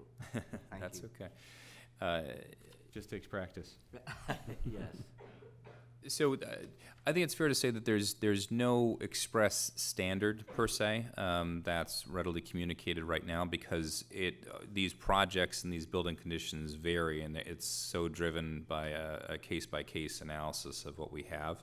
But I will say that when we're determining where and when we make renovations, whether it's through MSBA or oftentimes, much more often, not through MSBA, the very first priority we look at is school safety.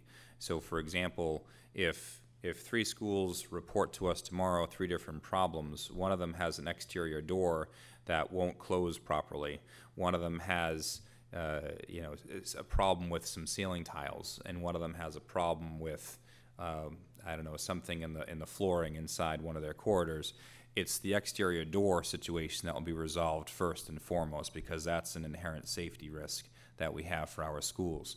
Similarly, if a school reports concerns related to mold, then that's the area that we will, drop everything and get out and address as soon as possible, because that's a health and safety concern. So there's no necessarily express safety standard, though that's certainly something that the Build BPS team ought to consider as useful feedback. But when health and safety are involved, that is what brings projects to the top of the list, in all instances. Thank you. Thank you very much. Thank you, Mr. Chan, for that question. So thank you once again, gentlemen. Mr. McLaughlin, you had a glowing review from Mr. O'Neill earlier, so I won't repeat it, but certainly the work that you as well as your colleagues at the Public Facilities Department do on behalf of the district is deeply appreciated. And of course, Mr. Hanlon and all of your colleagues in the Facilities Division and Operations at the district as well in doing what we can to better the conditions that our children learn in each day.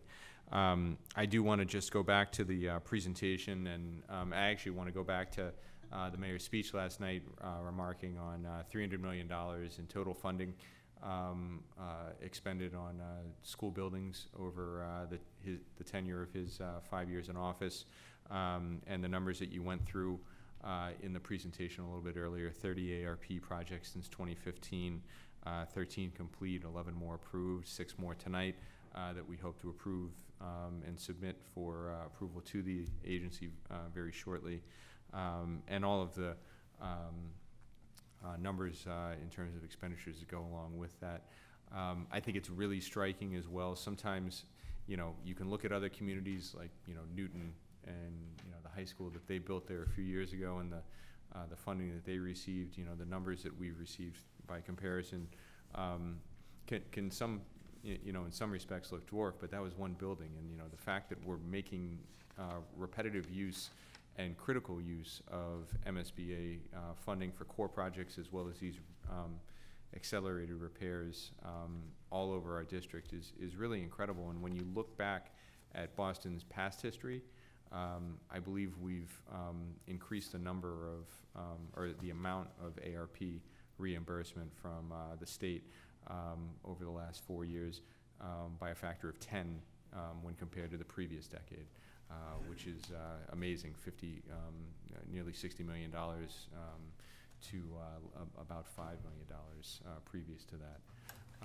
So, keep up the good work, and we're really appreciative of this work that you've been taking on. We'll look forward to taking action at the next meeting as well, and continuing to hear updates on the projects that are in the pipeline going forward. Great. So thank you again, and have a good night. Thank you. Thank you. We'll move on now to our next presentation, and I will note for folks that are following along, we're going a little bit out of order with what the posted agenda is. We're going to take our presentation on the district's analysis of the current BPS age restriction policy next. So I'm going to now ask our network superintendent, Tommy Welch, and Assistant Superintendent of Special Education, Cindy Nielsen, to please step forward with their presentation. And first, I'd like to turn things over to the interim superintendent for her opening remarks. So as I mentioned earlier, tonight we're giving a presentation on the district's analysis of the maximum age policy for BPS students, which is currently 22, or rather the last day of their 21st year as they turn 22. And again, tonight is not an action proposal, but because of the complexity of the issue and our ongoing work to identify workable solutions that do not have unintended negative consequences on students across the district, what we wanted to do tonight is frame the dimensions of the issue so that both the committee and the general public have a full understanding of it. We have about 100 students in the Boston Public Schools who are approaching their 22nd birthday before the end of the current school year. This impacts about 16 schools across the district, so not restricted to one particular school or program. Many of these students are English learners, as you heard tonight, but are also students with disabilities, particularly our students with significant special needs who are served in our non-diploma bound programs in our schools, part of our obligation, responsibility, and opportunity to serve students with significant special needs well through their 22nd birthday. This is a complex district-wide issue that we're trying to address in an equitable manner and as quickly as possible. So tonight we will outline two potential solutions we are actively considering and analyzing toward a resolution that is in the best interest of students across the district.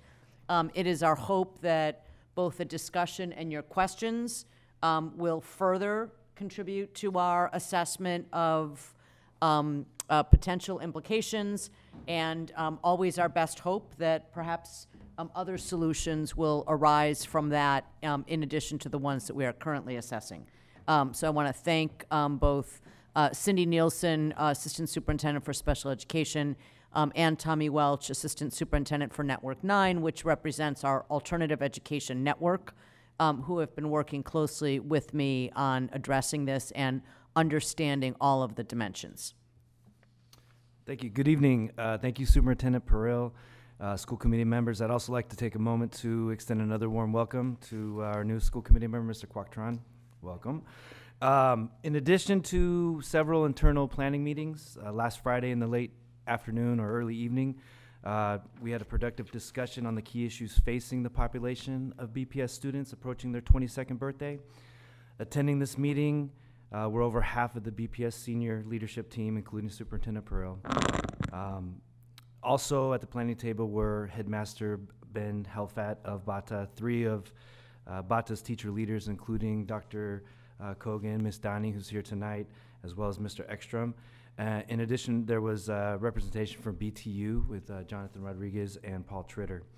I'm joined today by the table, as mentioned earlier, with Cindy Nielsen, our Assistant Superintendent, Office of Special Education, for this evening's presentation, and we will update our work on addressing the concerns expressed by the BATA community and our overage students.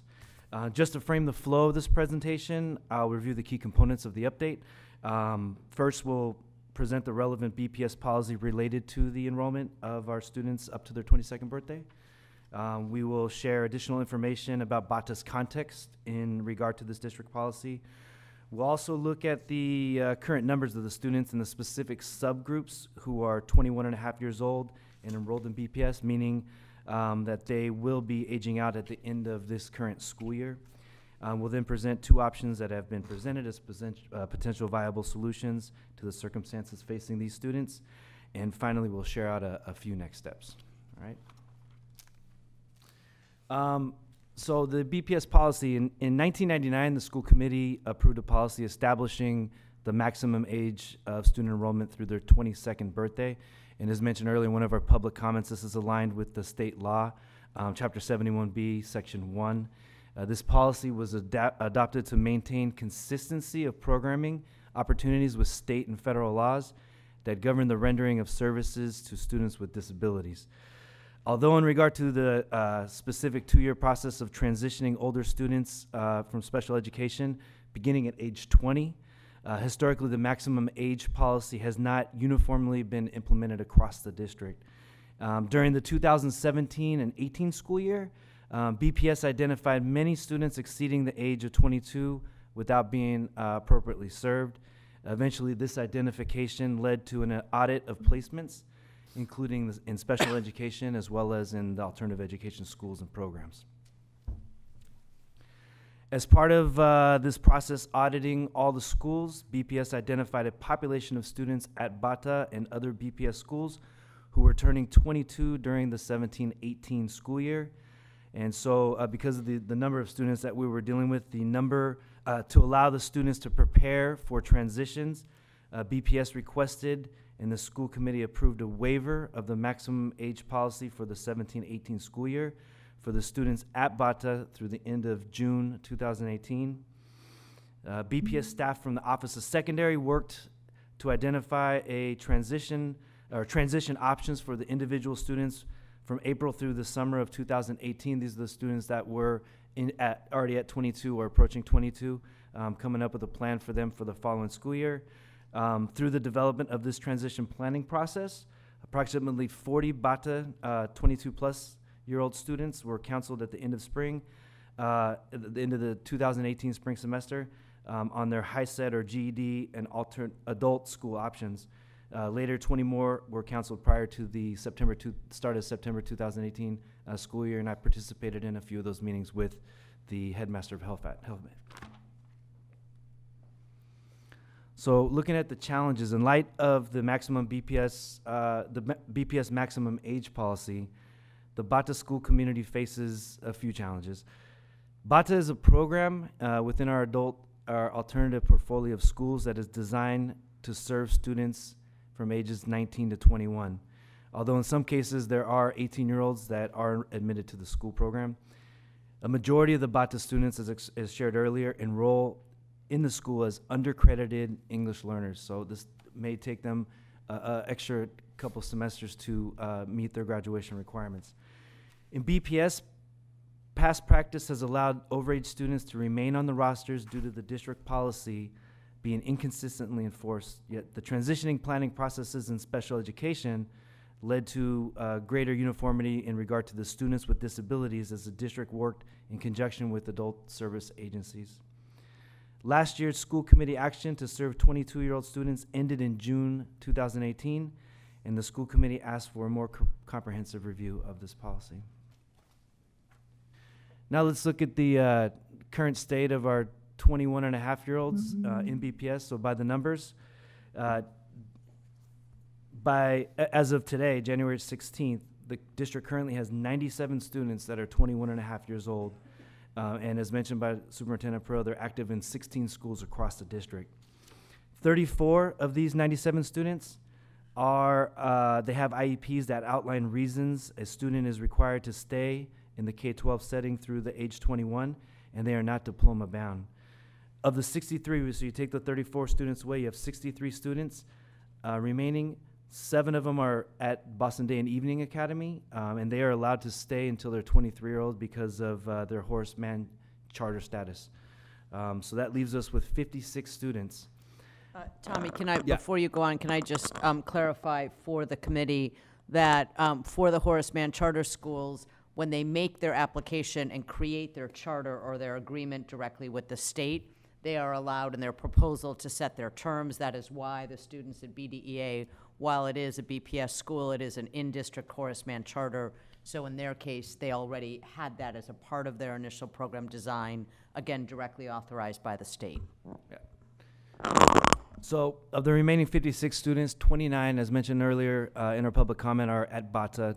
25 of these students will turn or they will have turned 22 years old from January 1st this year through the end of the school year in June 2019 exactly.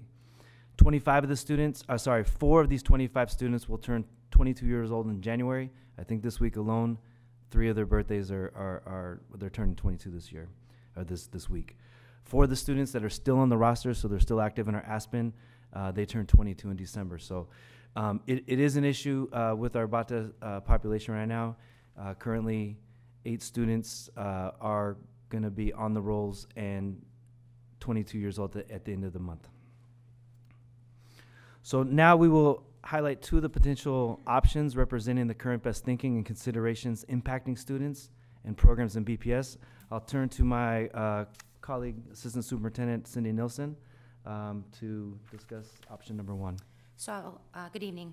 Option number 1 does outline that we would amend the current BPS policy to allow students to stay, who turn 22 years old, to stay through the school year that they're currently in, and to exit at the end of the school year, with obviously clear counseling of future options documented at ages 20.5, 21, and 21.5 years old.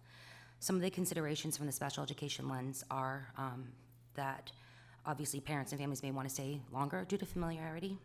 In addition, students exiting on their 22nd birthday is common practice across the state and other districts, and also is consistent with Massachusetts general law and IDEA, the federal law.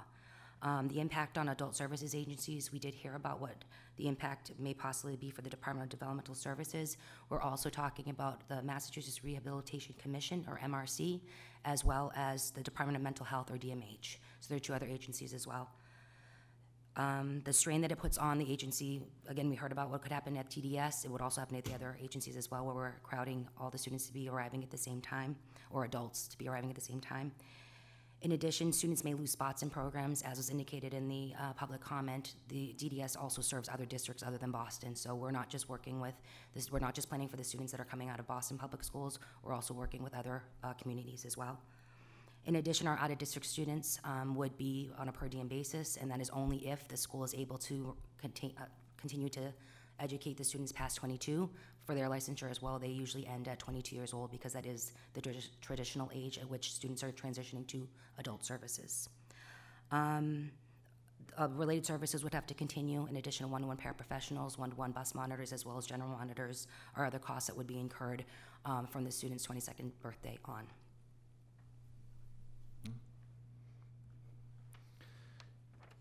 So looking at option 2, this was discussed in great detail last Friday evening with the team, is basically creating a adult school hybrid with BATA, introducing a hybrid alternative ed and adult ed program under the auspices of Boston Central Adult High School, would allow for dual rosters for BATA teachers to support 22-year-old students to finish the semester of the school year.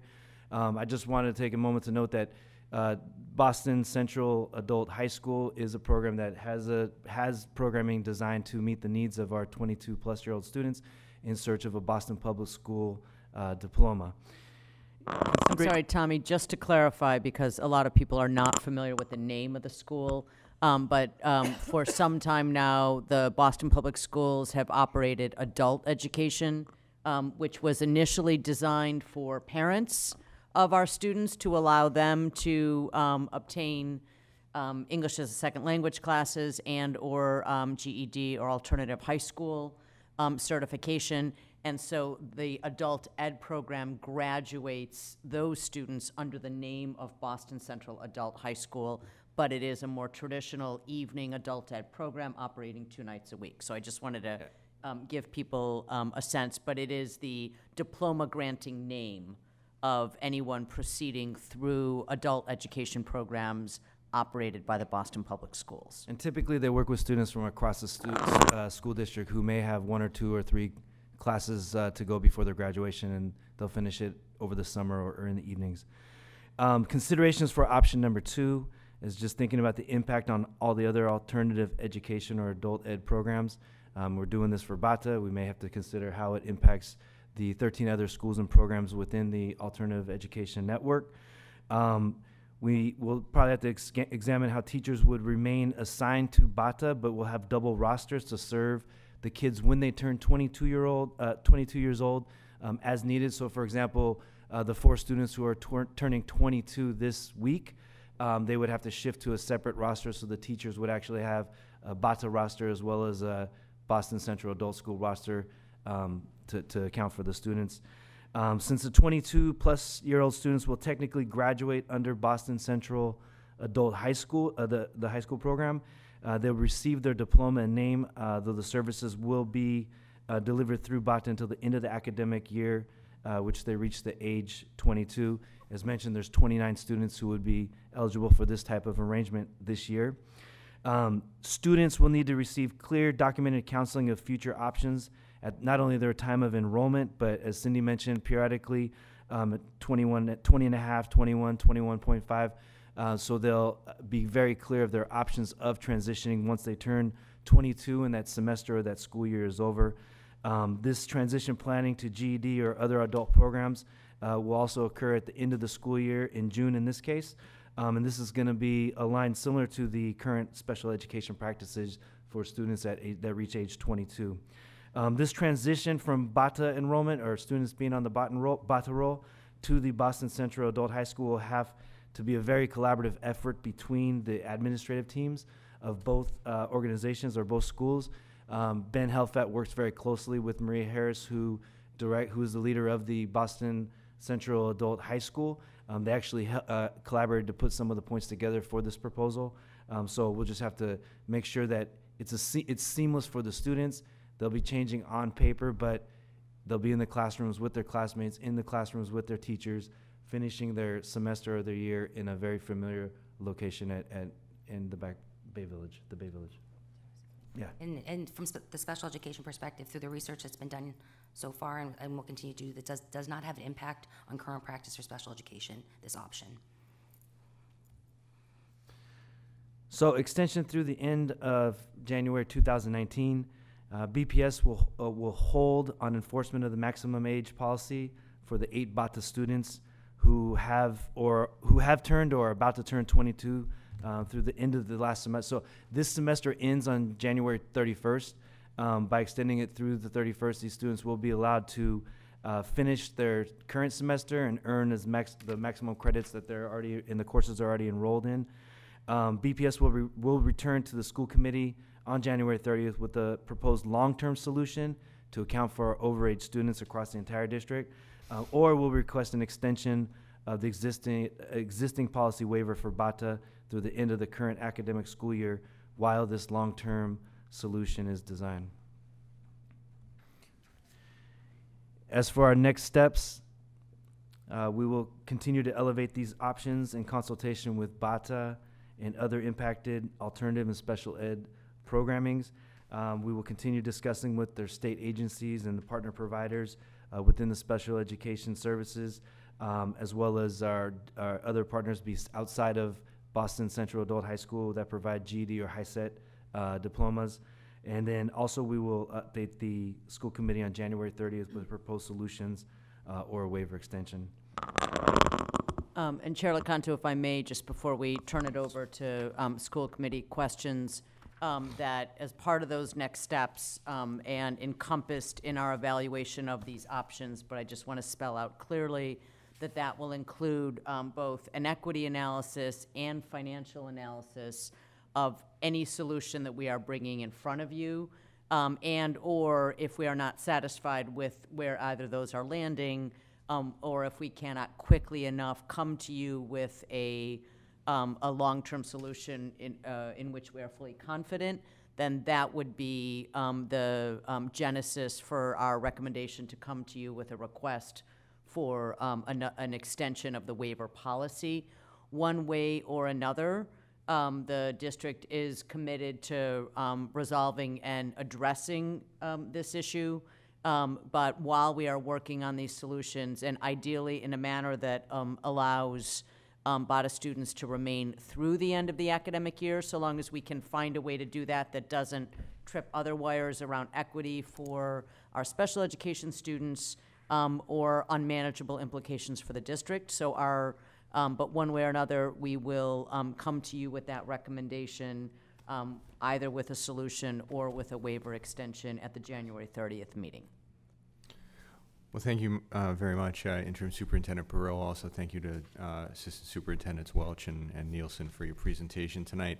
I did just want to take an additional moment before we open it up for questions and discussion with the committee to do a little bit of table setting, given that a number of us have expressed concern on this issue, and we've had a number of individualized conversations in the interim period here since we last heard from a number of the individuals in the BATA community about this issue late last year. And I, in turn, have had a number of conversations with the district as well, and I think the superintendent's done a good job of capturing a summary of where we think we see ourselves going over the next few weeks and trying to untangle this issue. And I think it's important and incumbent upon me as chair, as well as us as a committee, to acknowledge that, you know, we did address this issue last year as a temporary fix, but nevertheless, that temporary fix, and a number of my fellow committee members have gone back to refresh our memory on that conversation last year, was intended to be just that, and something that would lead to a permanent fix that would do right by the students that are looking to complete their degrees in these programs as overage students. And so we haven't done that, and we intend to do that, and we've asked the district to do that in a thoughtful way. And that's what we're beginning to see in this presentation tonight. And as the superintendent pointed out, we've ensured that there will be no negative repercussions for any of the students that are on the verge of a birthday in the coming weeks as this issue continues to be hammered out. And if we can't come to a reasonable and supportable recommendation on a permanent solution from the district that the committee can vote upon, we'll take that step for an additional temporary waiver, or at least we can consider that with the explicit provision that this needs to get done this year. This needs to get done in a permanent way this year, so that we're not back here, we're not putting folks, we're not causing anxiety for anyone that might be put in this position across the district. And so with that, I'd open it up to questions. And Dr. Coleman, I know you have some questions on this. Great, thank you for the data. It was very helpful to think this through. I just want to make sure I understand what our options are. So, and putting in maybe slightly different words, but so option one is saying that students would exit BPS at the end of the academic year in which they turn 22, rather at their birthday, which is what we do now, it seems. Regardless of whether they, as we heard earlier, there may be a student who's a late arrival in the country, who started in BATA at an older age, and they're a junior in good standing. They would still then exit at the end of the year and move on to a different situation for their senior year. So that Yes, and that's the transition planning that we were trying to emphasize. As the students finish the year that they're 22, there has to be clear options for them, either within our adult school system or the options that are available throughout the city. And then option two is essentially some form of dual enrollment, equivalent to a dual enrollment. They transfer, which then would create pressure on those teachers to be able to get different levels of certification, so there'd be some training and reassignment of teachers in terms of what they're allowed to do, or is that already available? The certification that the teachers at BATA have, a BTU teacher, are exceed or meet what the adult school system requires. That won't require extra training for the teachers. Great. And just to be clear, the option two is a solution that would continue BATA's current educational model, instructional program, staffing model, and the intensity of services, which is 5 days a week in the regular school day. It would dually enroll the students so that they could participate in BATA's full level of service, but as a 22-plus student, whereas option one requires changing the district's age policy for all students, because we cannot do something for one and not all. And these are the challenges that we're grappling with. And Laura touched upon another key point. A lot of our adult programming are typically in the evening 2 nights a week. This would allow our students in Bata, a lot of them who are English language learners, the opportunity to have access to their school 5 days a week for the full day. And then, and so I suspect as we come back towards in our next meeting to discuss this, there'll be the financial implications if we did choose option 1. Because that would have a broader population that would be affected beyond our students who are on the verge of getting a degree or progressing toward diploma. Mm-hmm. Thank you. Thank you, Dr. Coleman. Mr. O'Neill. Thank you, Mr. Chair. So this is a fascinating topic. I agree with the chair's assessment that when we spoke about this last February, actually the conversation was more the presentation in January when it was made, recognizing that both the individual presenting in charge of that area and the superintendent at the time, and neither one of them are here now, so thank you for assuming this challenge and trying to find a solution. It was clear the sentiment of the committee, based upon the presentation at the time, that quite frankly was very limited, was that, of course, we don't want to be kicking students out in their 22nd year as they're approaching their graduation. And yet you have presented to us a much more nuanced and detailed look at this so that we can more firmly understand the implications,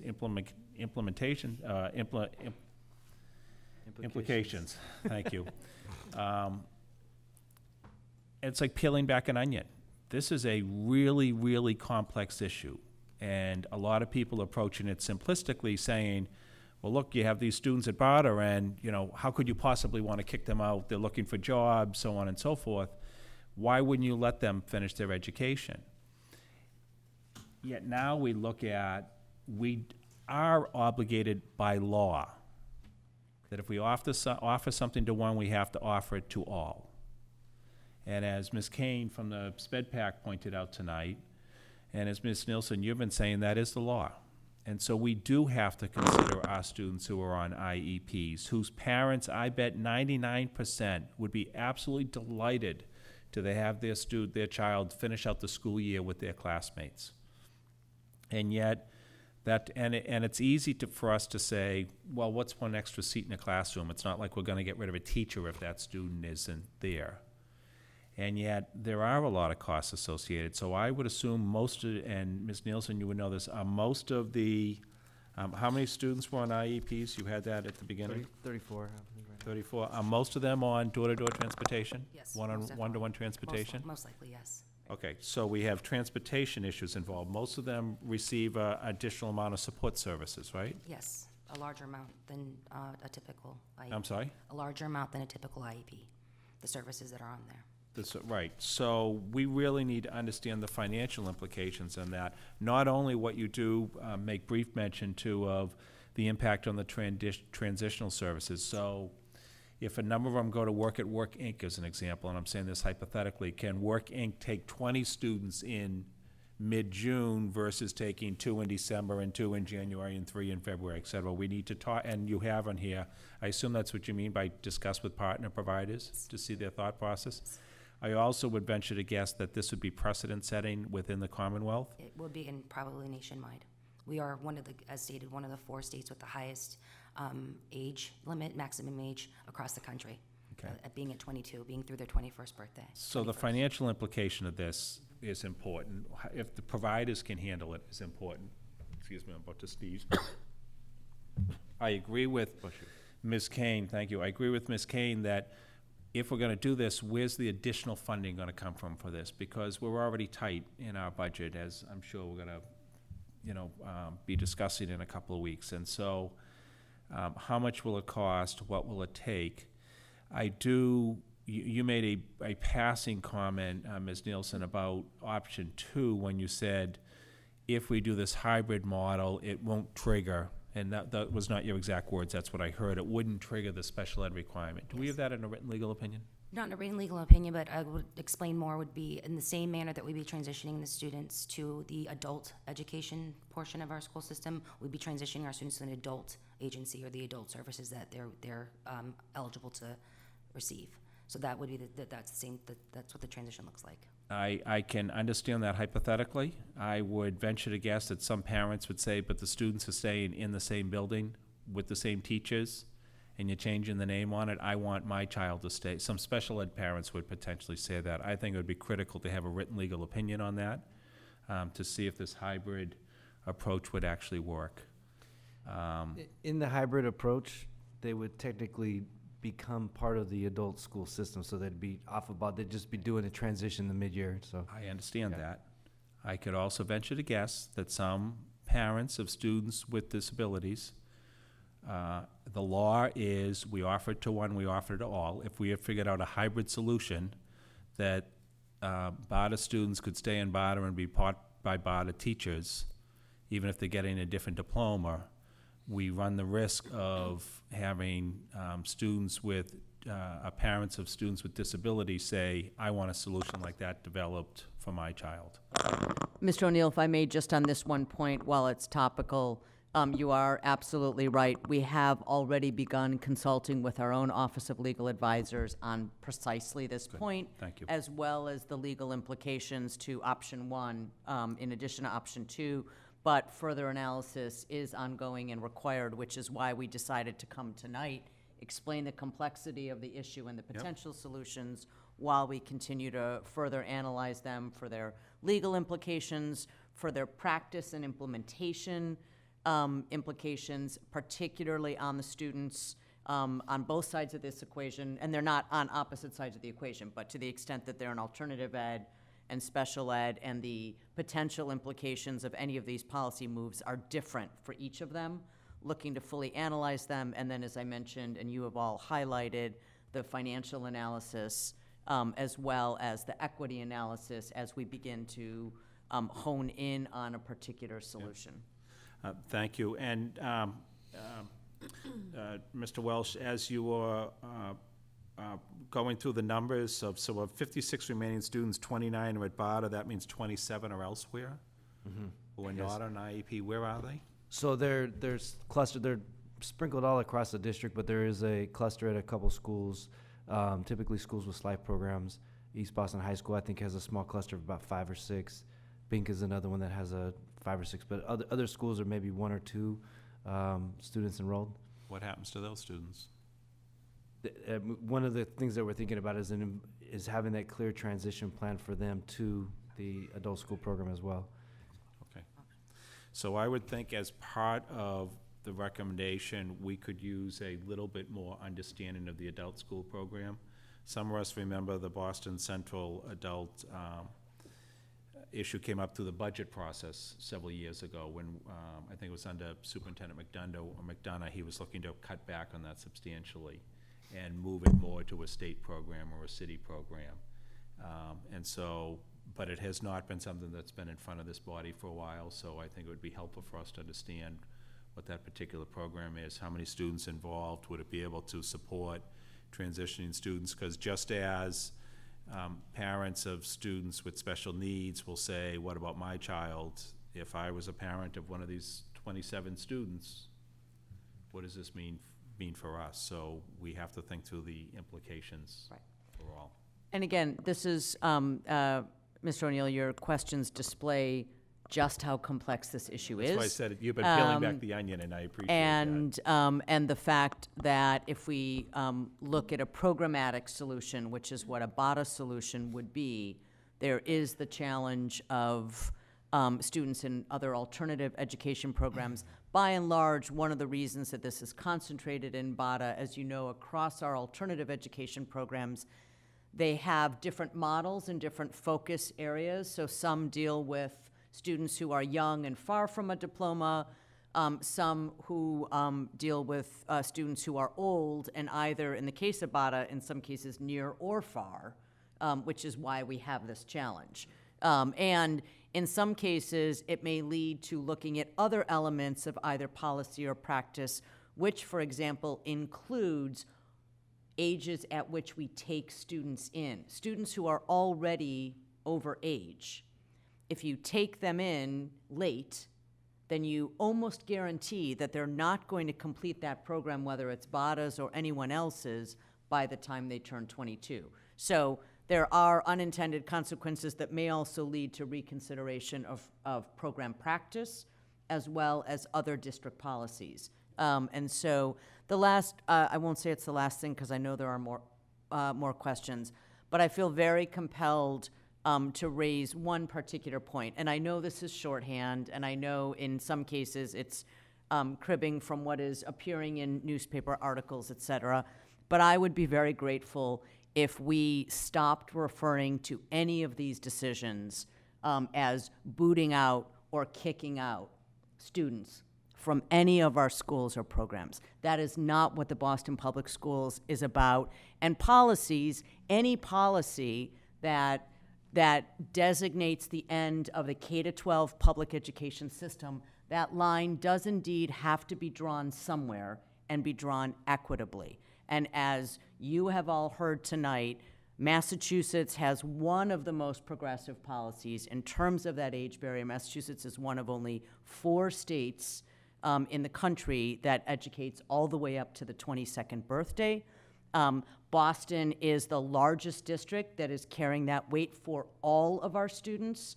And while 22 is common, in many districts that is only done for special education students due to law, and all other students are exited long before that age. So I do want to be clear that if that 22 birthday hits at the wrong time for any one student, it is heartbreaking and challenging, but it is a substantial obligation and commitment that this district and this city and all of you and our policies commit to many students.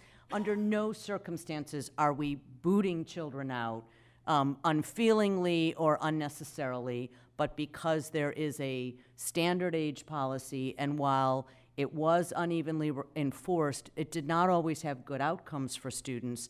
And at the same time, it has been fairly consistently enforced, and for practical reasons around useful transitions and thoughtful transitions for our special education students.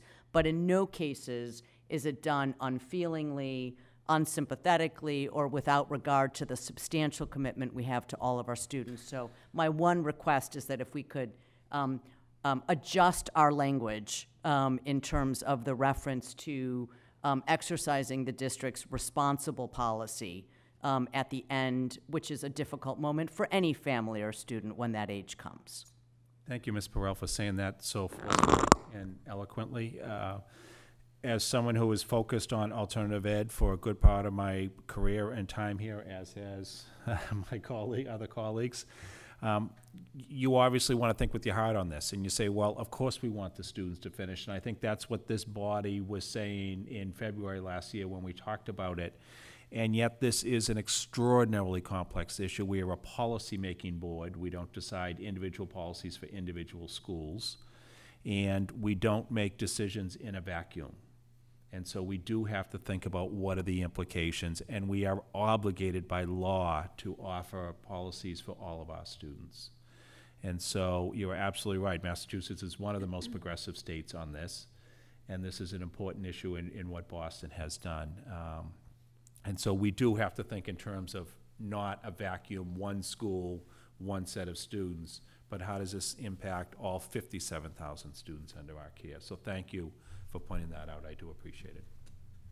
And thank you for the work that you and your team are doing on this. Thank you, Mr. O'Neill. Vice Chair Alva Davila. Thank you. I have to say that last February when we talked about this, I had no idea all of these implications. So it is definitely eye-opening, and thank you for your comments as well. I think going back to having some further analysis will be important, the financial analysis, because we are responsible. And as we know, our costs continue to rise, and we are dependent on funding. So I would need to understand better what are the financial implications overall. I also want to understand, like historically, the number of students that this has happened to, like over the past years, like how much has it grown or increased over time, you know, over the past like 5 to 10 years. It just would be good to have a better understanding of that. If that's I assume that, I'm going to assume just from my own experience that it's a trend that is going up. And if we're talking also about having students that are coming older and with formally interrupted education, those are my assumptions, but I don't know that they are correct. So I would want to understand. You also made a comment about on your slide, where option 2 slide, it says impact on other alternative education programs. So I would want to understand what you mean by that. How does that impact other alternative education programs? In what ways? What are the unintended consequences of making decision either way? And then I wanted to know for option 2, if we were going to do option 2, that would leave us open for other schools asking for this option as well? So that is one of the unintended consequences that we need to assess across other alternative education programs. So we've focused deeply on understanding the past complicated history of this policy, both long before this committee considered it, and then since this committee considered it. We focused on understanding the dimensions of where the students are, the distinctions between the special ed and alt ed populations, and then focused obviously on the specific impacts on BATA. As we started to identify these 2 solutions, that's one of the reasons we need more time, because one of the questions is if we're doing this for BATA, there is Mr. O'Neill pointed to the implications for adult ed, but there are implications for alternative ed, and we need to explore how many of those students would be impacted. Would we have alternatives for them? And then you can see that's another spiral of the dimensions of solving this. Okay. And I'm just wondering, just in terms of the other towns and the transitions into the adult system, because other towns are doing that, but I guess I'm not understanding about the timing of transitioning students. If there's a way similar to your idea for having like a dual enrollment, if there's a dual enrollment, let's say, with the adult systems, I mean, I wonder what other towns are doing. I would just want to know that. And then what I'm going to say goes against all of my positive youth development molecules in my body, but I'm just going to put it out there because we need to have different ideas coming to the table. I understand as a person that works in youth development the importance of relationships of young people with adults and over time, and how those really impact outcomes. So I get that. But I wonder if there was also a way to explore with the adult school, the adult high school, the BCAHS, if there was a way, if we were, so in my organization, we start in middle school, we go all the way to post-secondary. In middle school, those students are with one set of adults, and those adults in the last year, they work on bringing students to our site, because we work in schools. They bring them to our site. We work with families. We do orientations. We have all these fun events. We work with families around transition to high school, and then they meet other staff as they come in. In the summer, they have a job with us, so they get used to being in our building and knowing other adults. And the same thing goes like through high school, when we transition to post-secondary, bringing them to the college, all of that stuff. So I just wonder if there's a way that we could do that earlier, when we know students are like at a certain age, if we are going with them, and I understand it's only 2 nights a week, but if there's a way to work with those students to help them be comfortable in that space, if there's a way to bring staff within the adult education piece. I know it would take more support, so that's another question that we would need to answer, is like, what would be the cost of doing something like that? But if you had a subsection that was focused, that were teachers focused on older young adults that had like that positive youth development experience and are coming to it in a different way. I don't know how you do the dosage. That would be like a question mark. But I just wonder if there's a way to do like some hand holding so that this kind of would be a different like option, whatever, 2A or something. But just an idea. Thank you. Well, thank you, Ms. Oliver-Davila.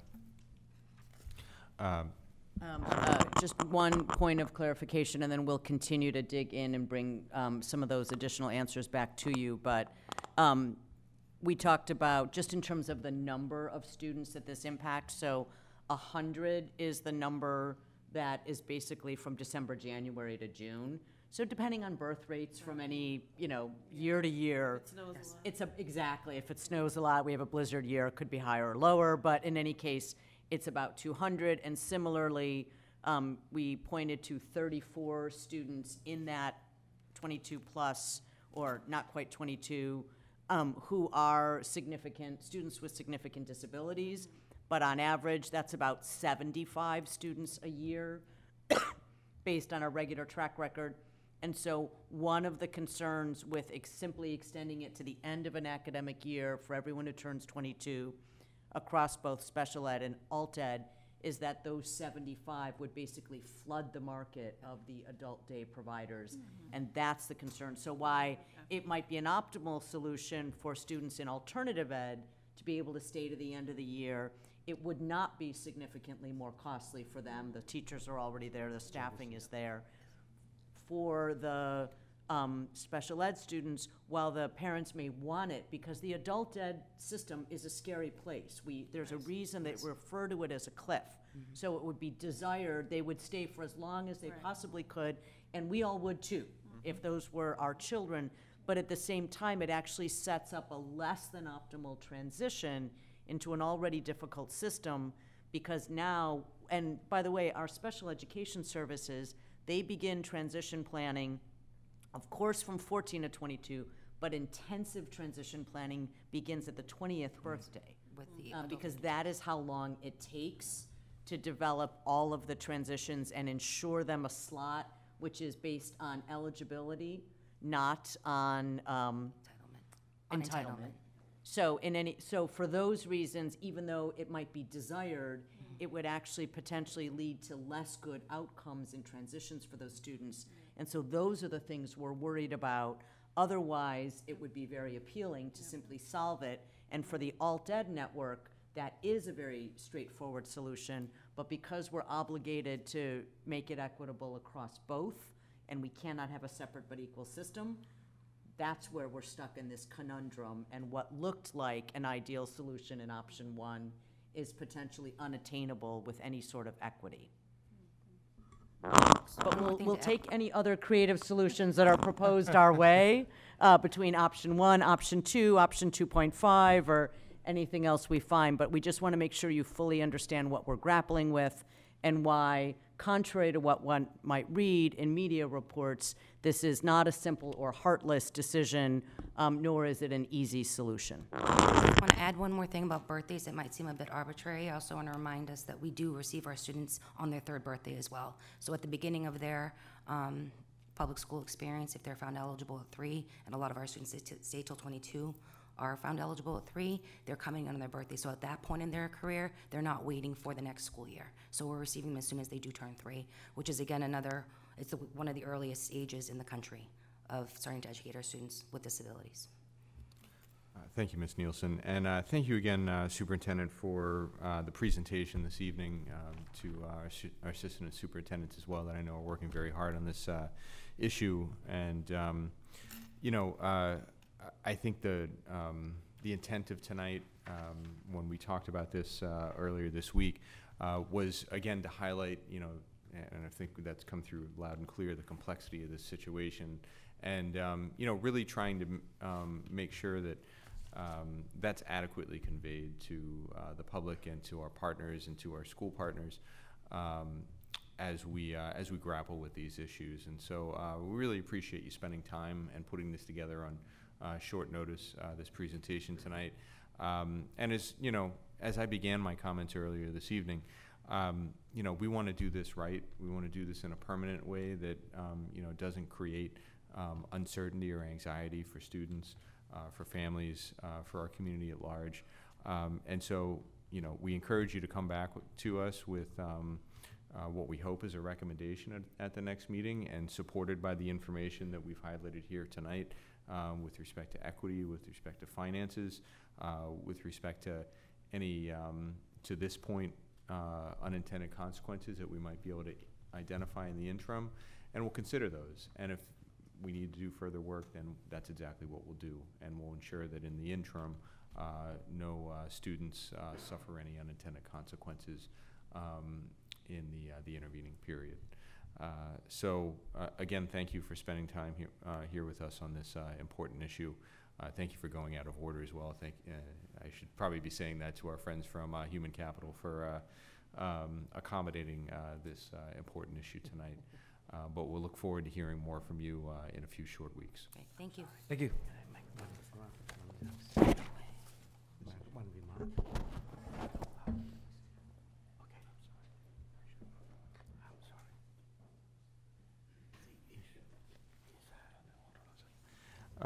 Well, we'll move on now to our final report this evening, which is an update from the Office of Human Capital. And at this time, I'd like to invite the Chief Human Capital Officer, Dr. Emily Kazelbash, and Saren Daly, our Managing Director of Recruitment, Cultivation, and Diversity Programs, forward to make their presentation. As they're getting settled this evening, and I see you've got a team of Becky Schuster as well, and other supporting cast members, I'd like to turn things over to Interim Superintendent Peril for opening remarks. I will keep this short and sweet in favor of the incredibly able team that is assembling in front of us. But this is, as the school committee often requests, and importantly so, the annual hiring update from the Office of Human Capital. It touches on a number of important issues, in particular our hiring processes and early hiring, but also on the diversity of our and composition of our staff, and that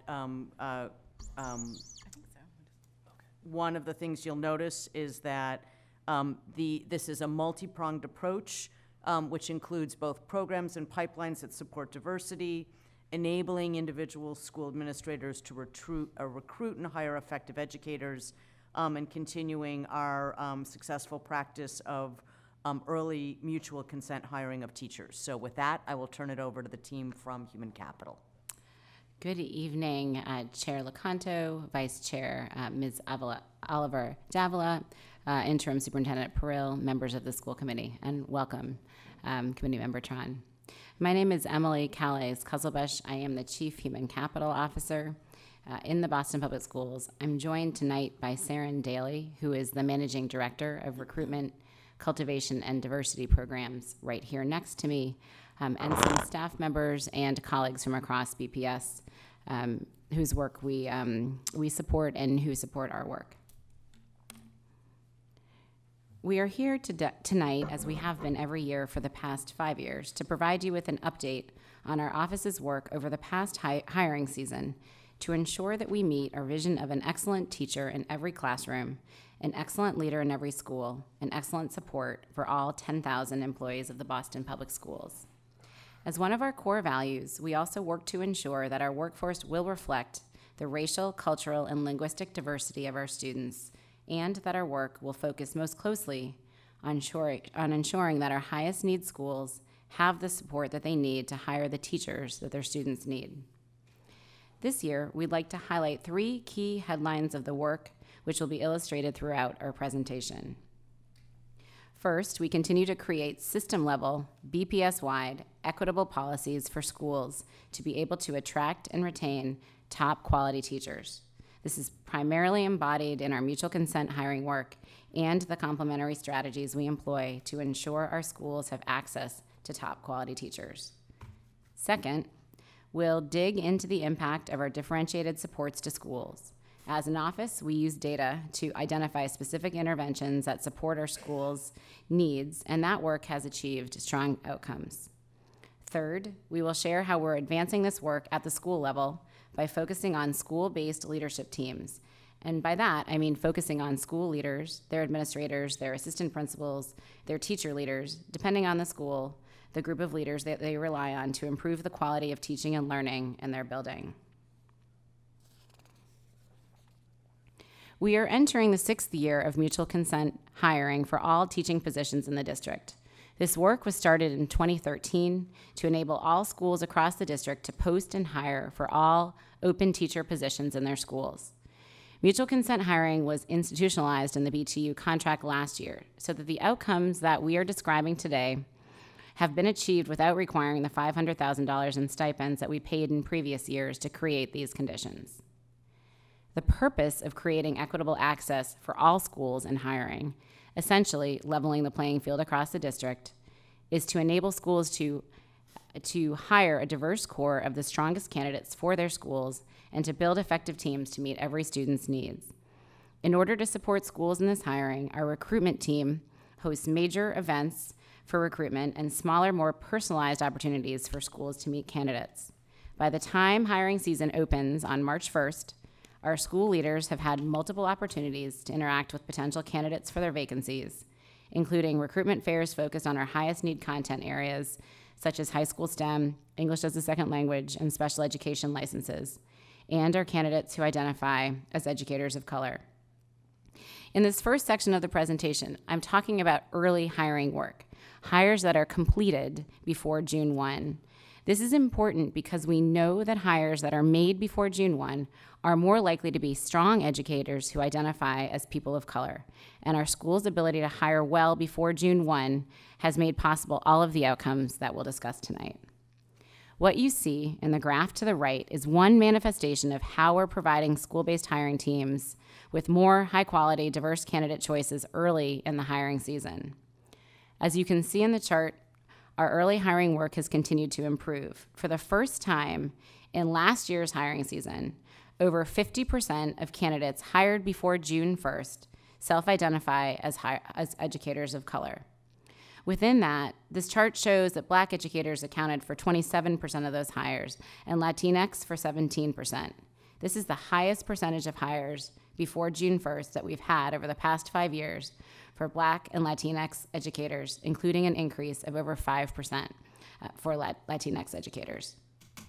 What you can also see in the chart on the right is how important early hiring is, as the difference between the diversity of candidates hired before June 1st and after June 1st is stark, with significant drops after June 1st.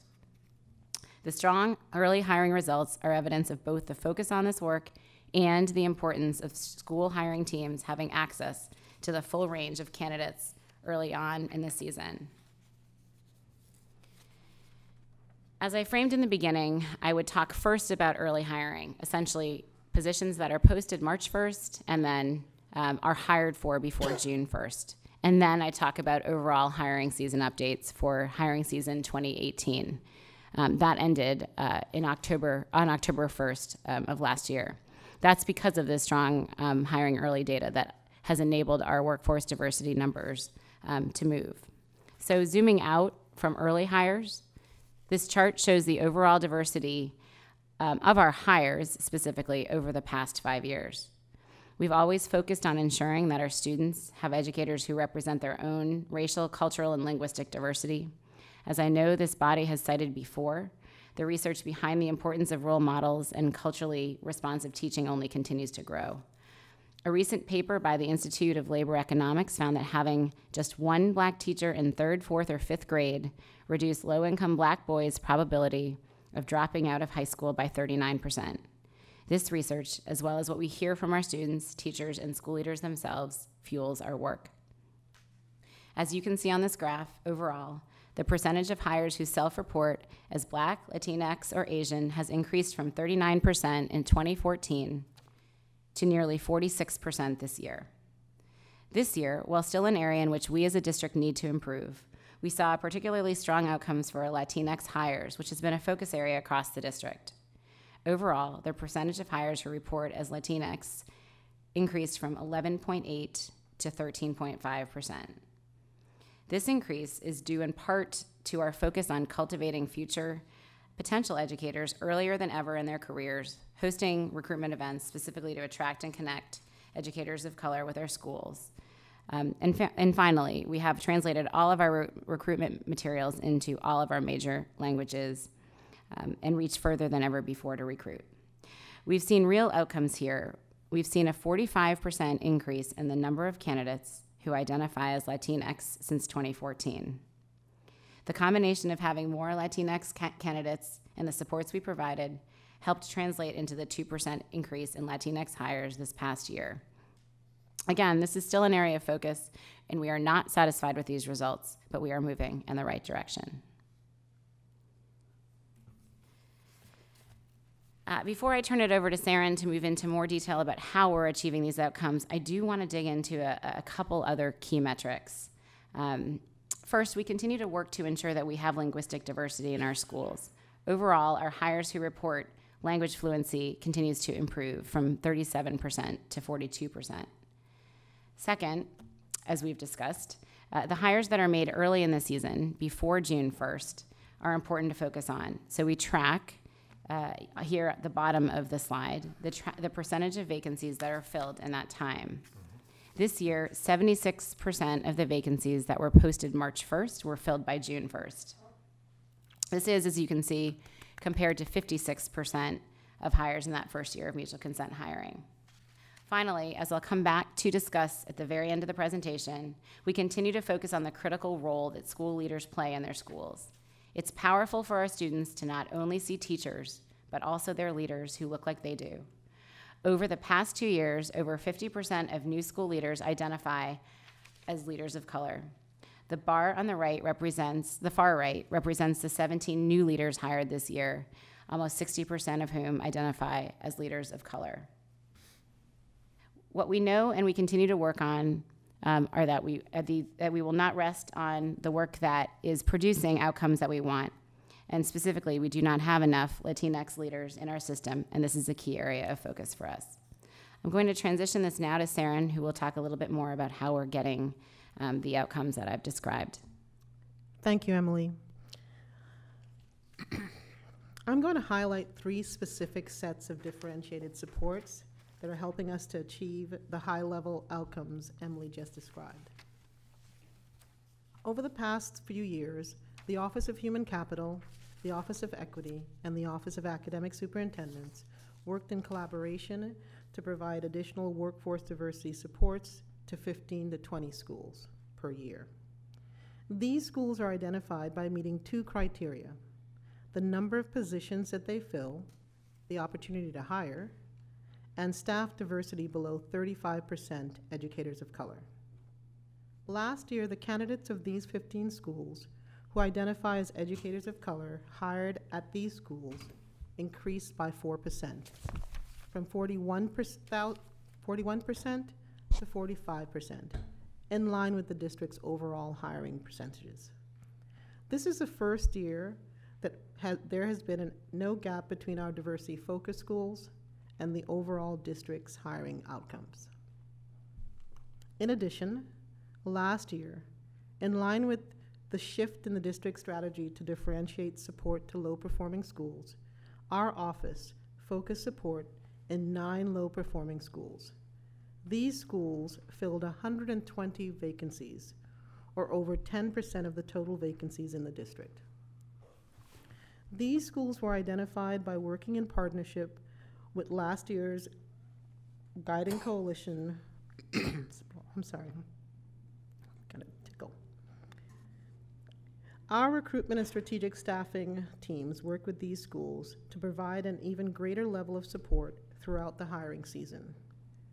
We looked at what other supports schools were receiving last spring, so as not to overwhelm them, as well as the number of vacancies they had. First, 81% of the March 1 vacancies in these schools were filled by June 1, demonstrating the effectiveness additional support can have in a school. In addition, over 47% of hires across these schools report as candidates of color, outperforming the district. These high-touch supports and the measurable outcomes, as a result, help us to understand what the most effective and high-leverage interventions and supports are that we can provide as a central office to best support school-based hiring. Finally, a specific pain point we've identified is the state licensure exam, MTEL.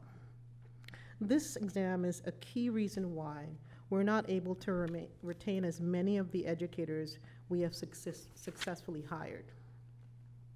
Last year, we piloted specific MTEL prep coursework, coaching, English as a second language, ESL mentoring, support for educators of color to pass MTELs.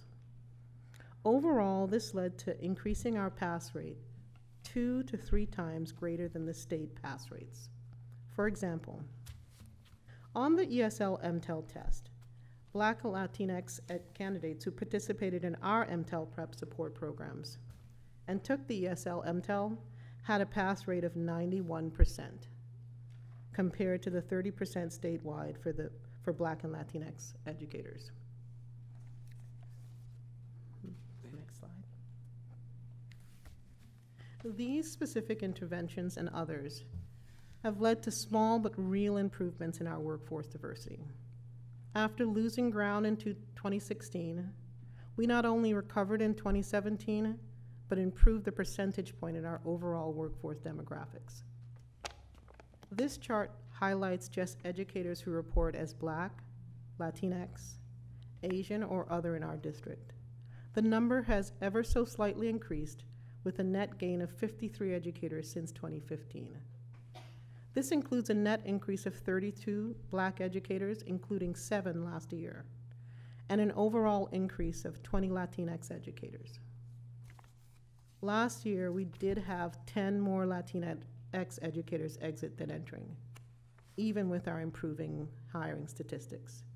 This continues to be an area of focus for our office, and why we've expanded MTEL support from part-time to full-time support this year.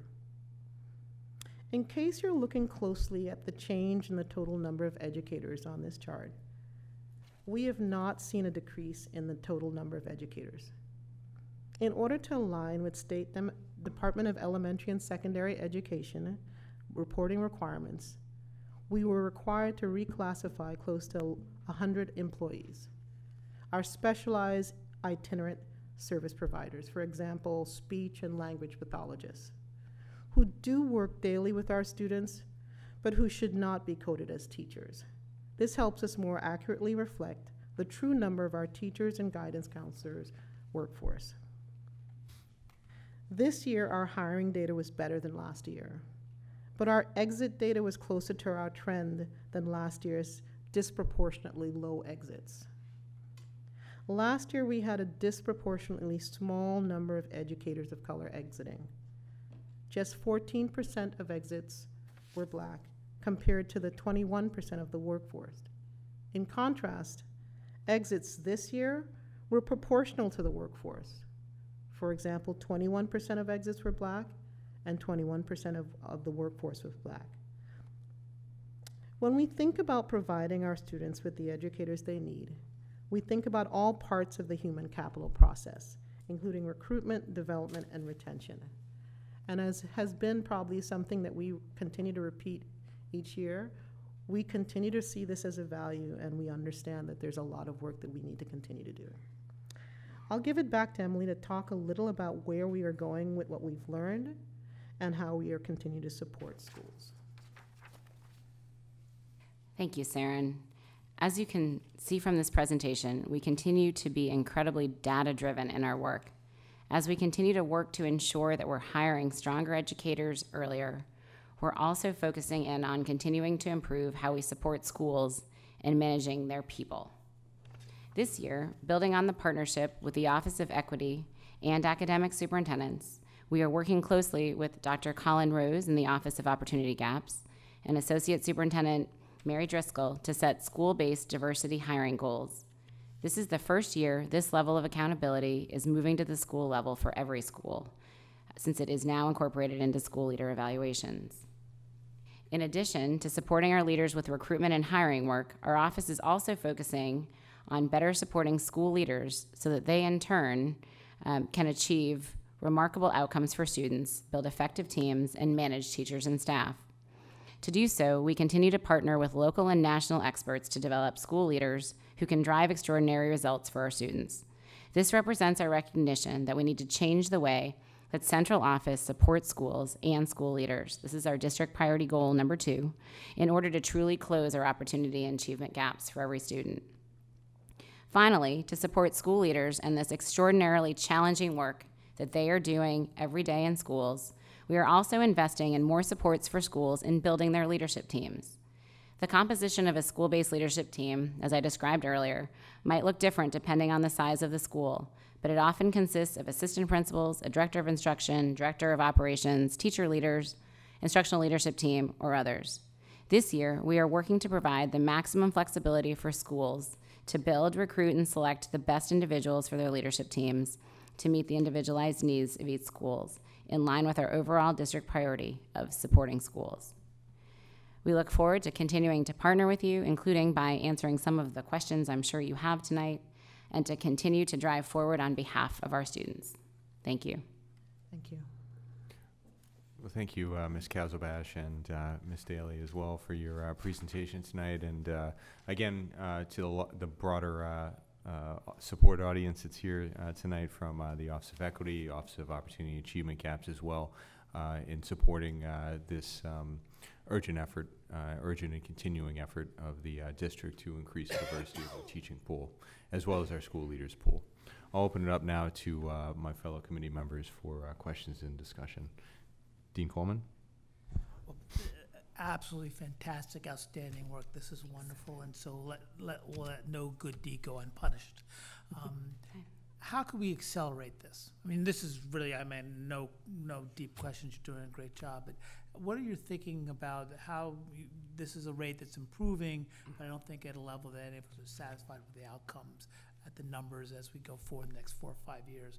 What do you think would have to happen to accelerate the numbers, the depth of your pool at the early hiring?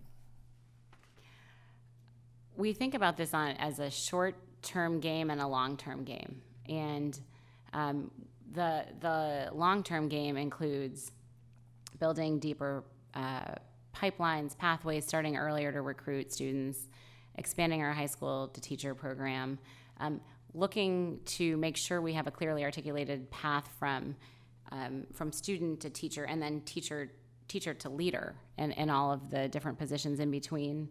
And certainly we have the beginnings of lots of those partnerships, and some of them are probably more or further along than the beginning. The short-term strategies that have been working have been hosting more cultivation and recruitment events in nearby cities, in Chelsea, in New Bedford, in other places around, especially where we are likely to find more bilingual educators, and also in engaging other school leaders in being ambassadors for recruiting other school leaders. We also have a number, and Saren could speak a little bit to this. This year we've been working with our higher eds, just in the beginning of stages of a more concerted effort to partner with them, and we had a kind of exciting meeting in the fall, and we'll continue on with that work. I would agree. I think where there's a tremendous opportunity is increasing our memorandums of understandings with higher ed institutions and continue to partner with them as we both troubleshoot the challenge of increasing diversity. I definitely see an opportunity to accelerate by increasing the MTEL prep programming work that we've started. Akita Narang Kapar is our MTEL prep coordinator. And it's very exciting. And I think what's happening, it's also very authentic. So there's a lot of teachers, potential teachers, leaning into seeing themselves taking and passing the MTELs, which has been one of those barriers that some teachers just stop trying. Mm-hmm. The other is integrating all of our resources now. We have strong partners. We have pathway programs. We have pipeline programs. We have really worked at improving the MTEL prep. So it's really taking everything that we've been piloting and being much more intentional and aligning it. So I think that's where growth will happen, by aligning. Thank you. There are people who talk about that the average teacher works within 60 miles of where they do their clinical practicum. Yep. And so as part of our challenge, I would think, is how we can help, how we can work together collectively to have more of our higher ed partners recruit students to their schools so they can do the practicum. Even Boston, Chelsea, Quincy, it doesn't have to necessarily all be BPS, but they need to be prepared.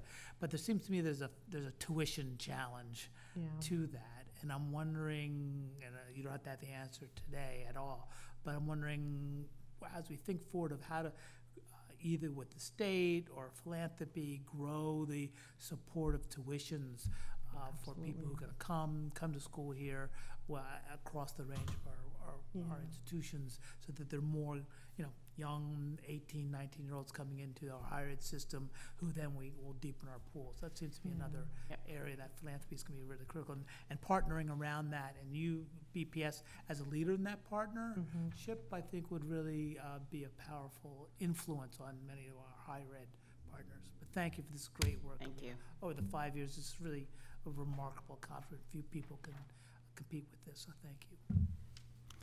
Thank you, Dr. Coleman. I'm going to go now to Mr. Tron.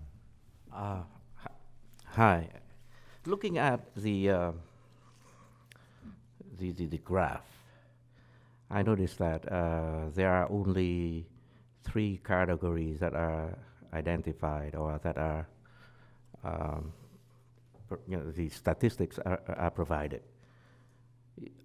In your master plan, or in any kind of plan that you have, do you show other categories such as people with disability, veterans, male, female, people over the age of 40, if there is a chance to identify those? Is there an EEO more comprehensive plans that show all that? We have built, over this time, we have built dashboards, which we are happy to share with you at some other point and walk through, where we are able to look at both applicants and hires by, I think, all of those categories that you mentioned. We are interested in tracking trends over time. We are interested in providing candidates that schools are saying that they need to meet their student needs, for role models, to make sure that communities are diverse across all of those different ways that you mentioned. So the answer is yes. Thank you. And many of our pipeline programs are intentionally designed to support career changers. So it really is a wide bandwidth of entry points for individuals if they're considering coming to become a teacher or an educator in BPS. And a follow-up question very quickly.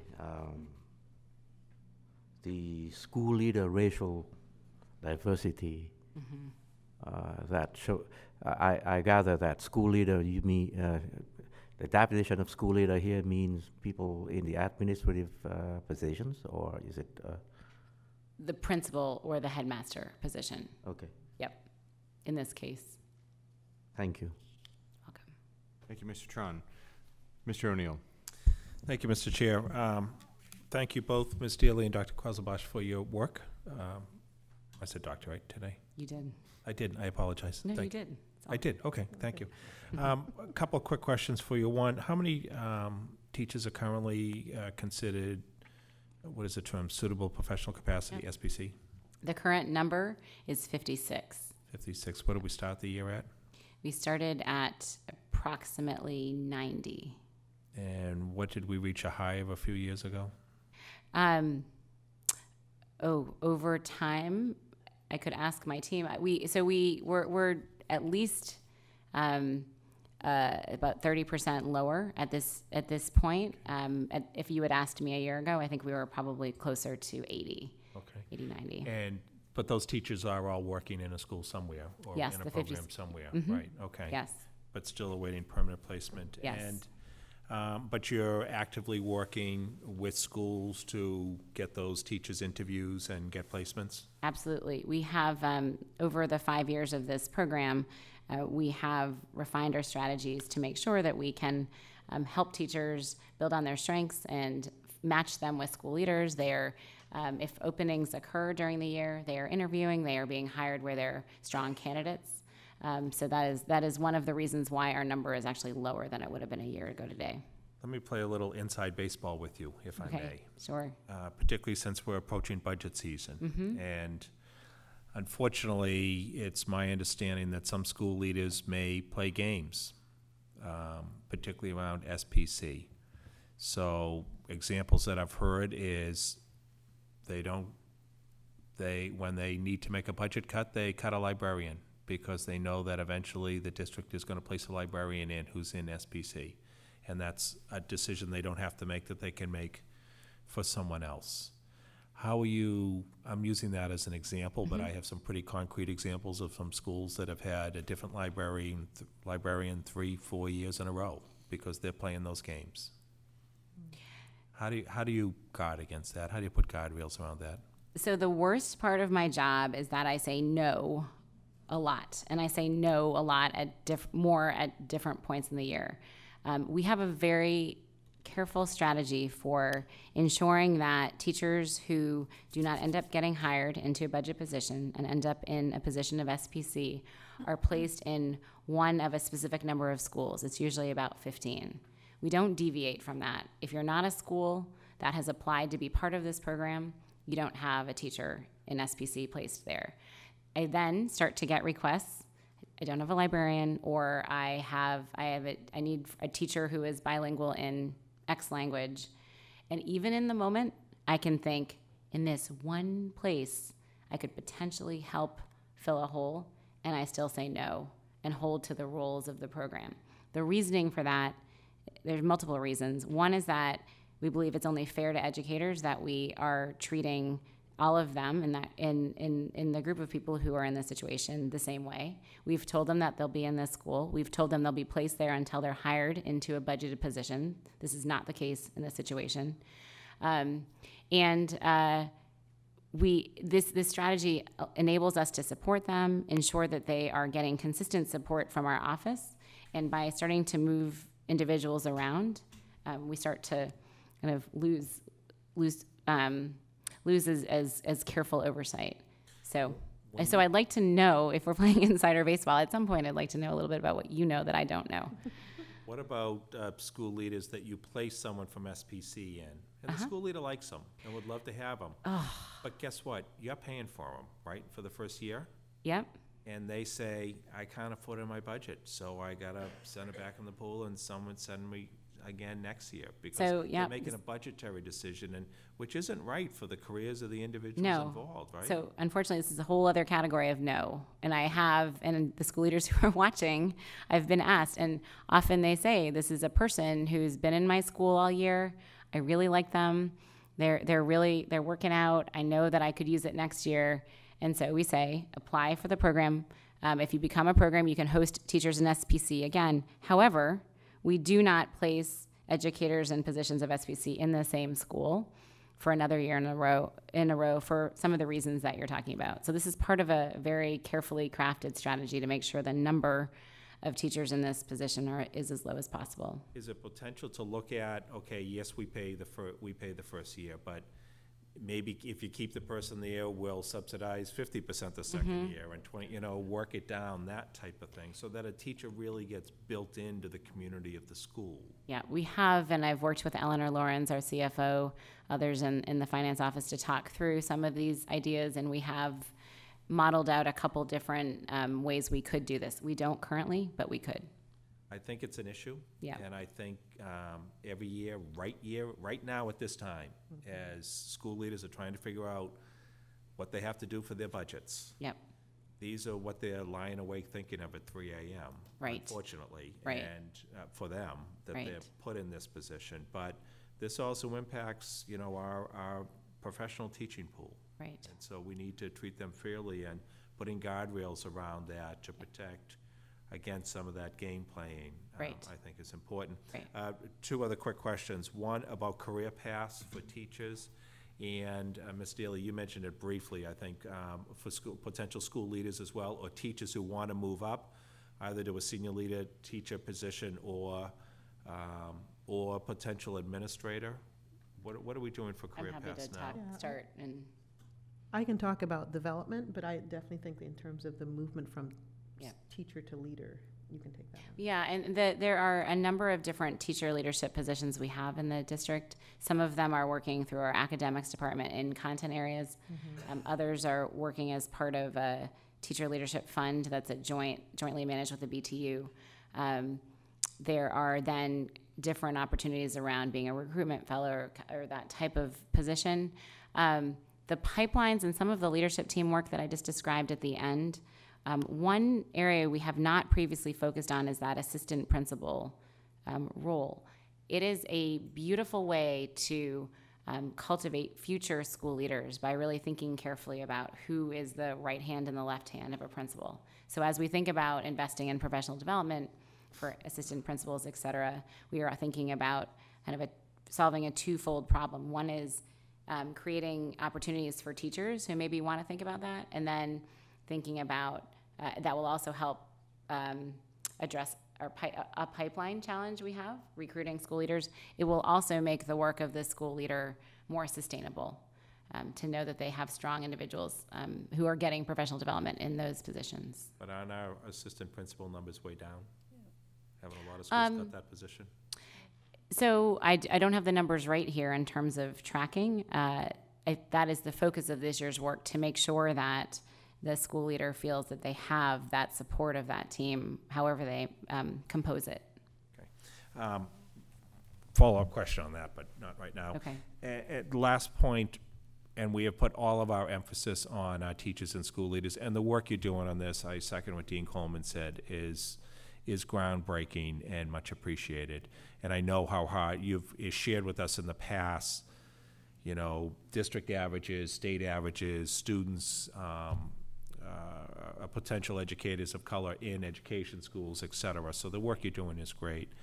How about beyond teachers and school leaders? I don't think we've ever looked at numbers for district employees overall, number one. And number two, I'm thinking about the, I'm not sure the correct term, so forgive me if I use a term that I shouldn't be saying, the non-professional staff in our schools, our custodians, our food service workers, all those type of folks. What type of work are you doing there? How representative are they of our district? Yeah.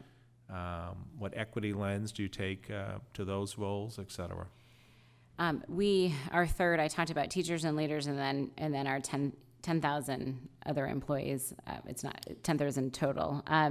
We can certainly provide, and happy to follow up with all of the statistics that I described on the dashboard to Mr. Tron. We also can provide for other categories of employees.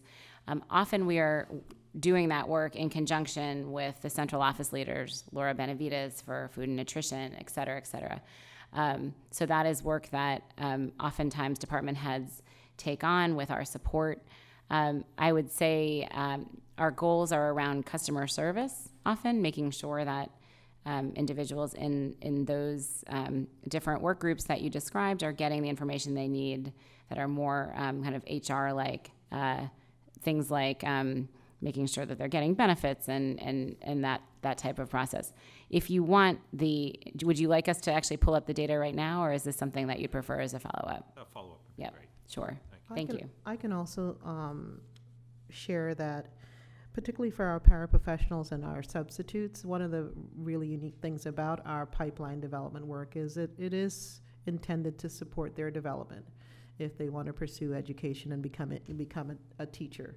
We are partnering with Pathways in our program and some work with the BTU to start to reach out to more paraprofessionals and provide other professional support for them. So I appreciate that, Ms. Dilly. I'm actually thinking beyond that as well. Okay. The rest of the adults who are working in our schools, Got it. in our school system, because it takes a village to make a school successful, right? Absolutely. And lastly, I'll close with a comment that I had made before. When I talk to school leaders, the Office of Human Capital has gone over the past few years from the department of the bowling building that they complain about the most to the department in the bowling building that they compliment the most. And so your work has been, even as their workload and working with you has gone up exponentially. So you're doing a fantastic job that is recognized by the school leaders, and they're deeply appreciative of the effort of your entire department. Thank you. We have an incredibly hardworking team. Absolutely. Thank you. Thank you. Thank you, Mr. O'Neill. Vice Chair Arvalo. Thank you. So I just wanted to also say, good work on some of these. I really liked hearing that you are tracking language. So thank you for doing that. Definitely the vacancy fills and the timing, so great job on that. And I really liked seeing the school leader accountability and that being part of the evaluation. I think that's really important.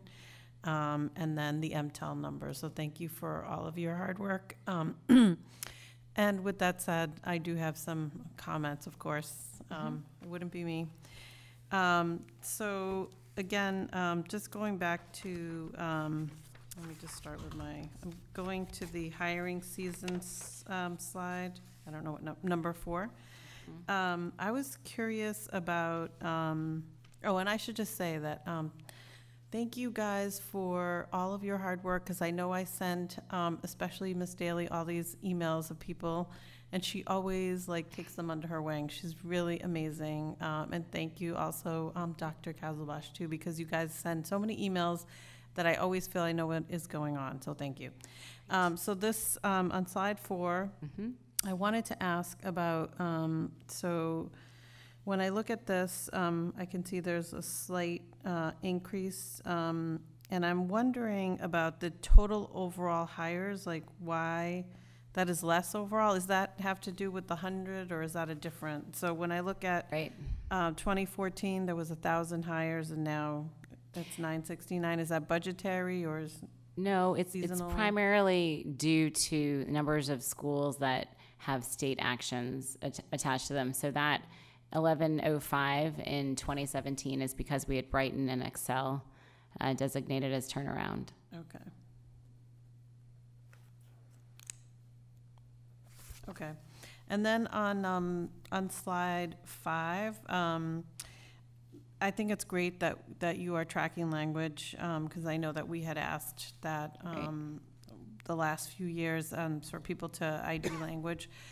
Just in terms of next steps on that, I think looking at identifying the current capacity that we have in language with teachers, and understanding better the languages that are represented, and also how do we use that capacity.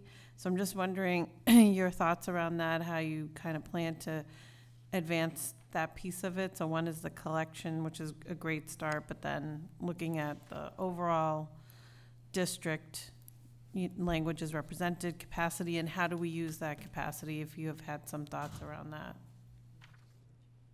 Do you want to start? Yeah, yes.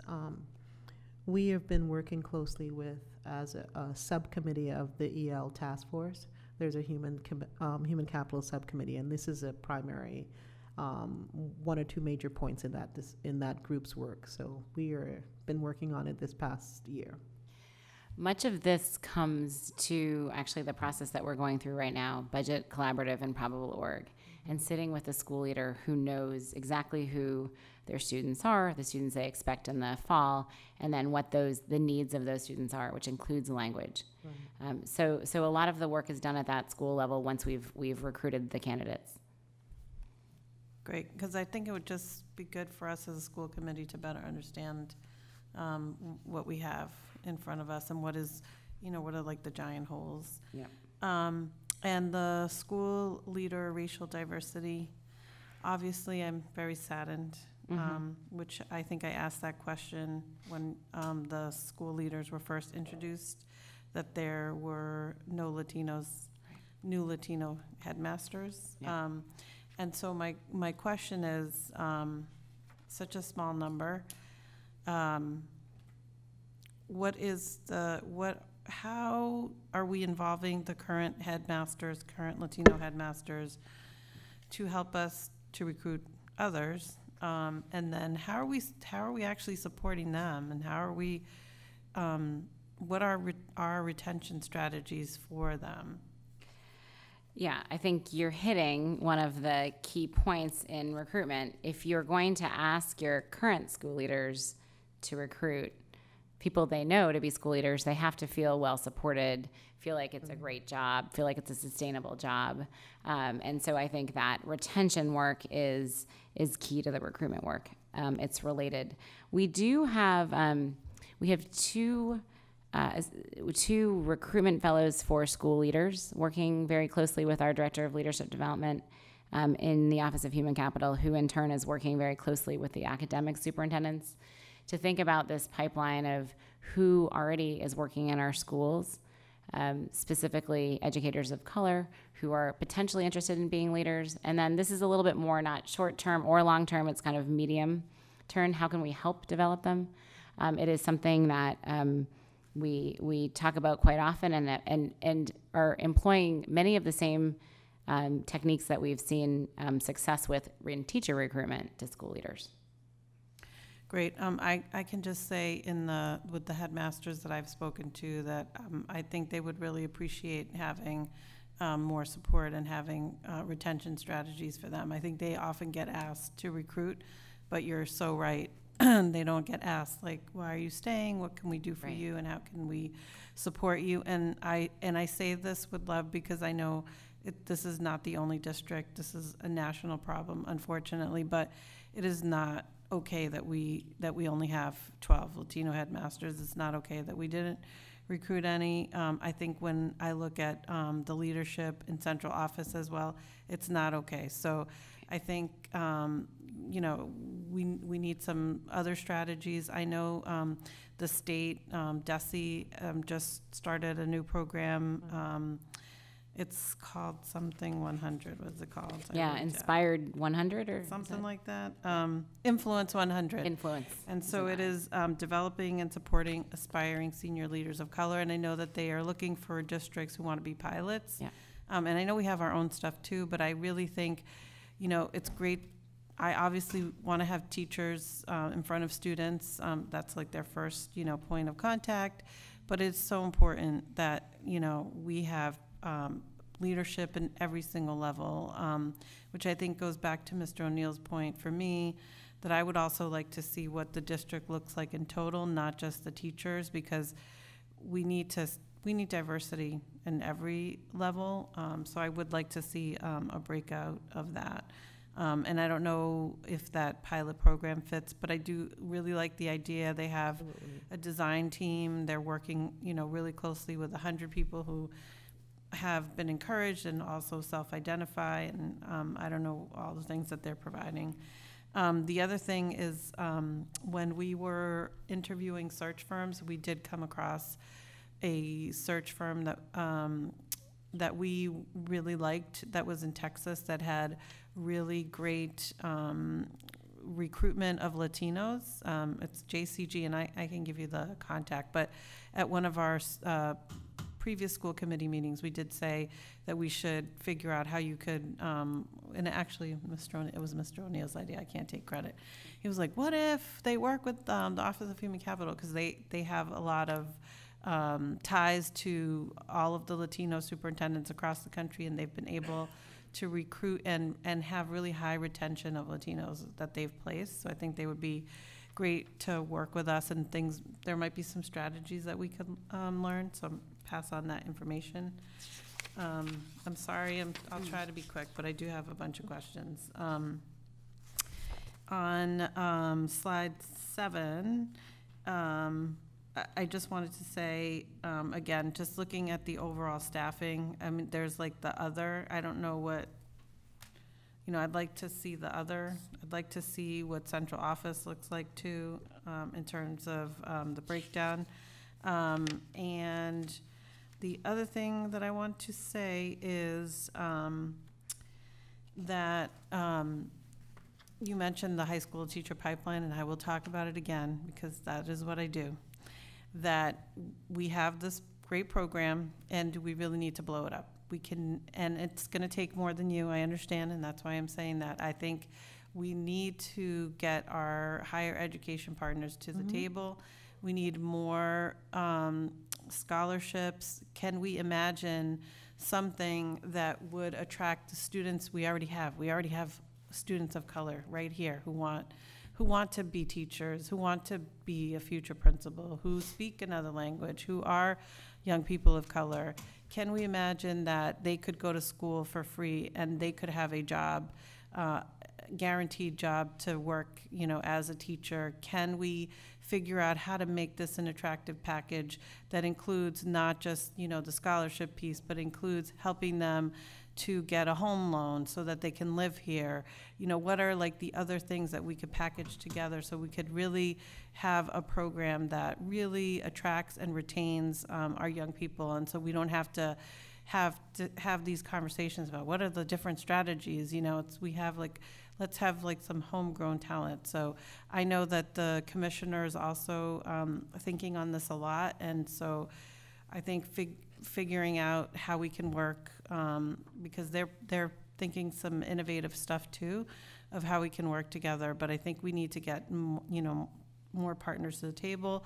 We need to get more resources for that program, and I would also like to see that program is having those students not only work in a school with a teacher and a program, but also work in a community setting, because school leaders need to also, I would say most of them understand that the school is not the four walls. The school is what is around them, and the way that you can work with partners across the community to make your school successful. So that's it for me. Thank you. Well, Alex, I have some great data for you regarding the high school teacher program. So earlier today, we had 40 students upstairs beginning the program for this year. I did want to make a comment before we closed. It kind of follows up with what you were asking, Alex, about innovations. Chairwoman, I'm sorry, I said Alex. So you can call me Alex. Co-chair, Vice Chair Oliver Davia. Hardin Coleman, you mentioned about what are some things that we can do to make it affordable for students. I wanted to reiterate that we do have an incredibly new partnership with City Year. And it is an innovation in the sense that it allows students, we can recruit individuals from all over the country to come to Boston to do 2 years of City Year. And their first year is just exploring our schools. And the second year is in partnership with UMass Boston doing their master's and residency. So that enables us to recruit quite widely and quite diversely.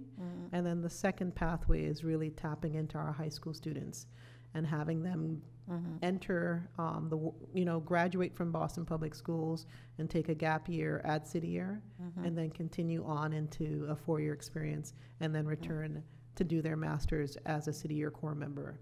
So I absolutely agree, and I love the idea of thinking bigger and thinking, more importantly, linking scholarships with home loans and reduced tuition and different places in which our students can be exploring education. So keep holding us accountable. Thank you.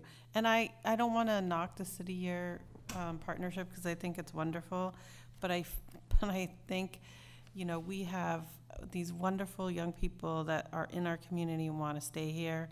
And, you know, we have City Year coming from all over the country.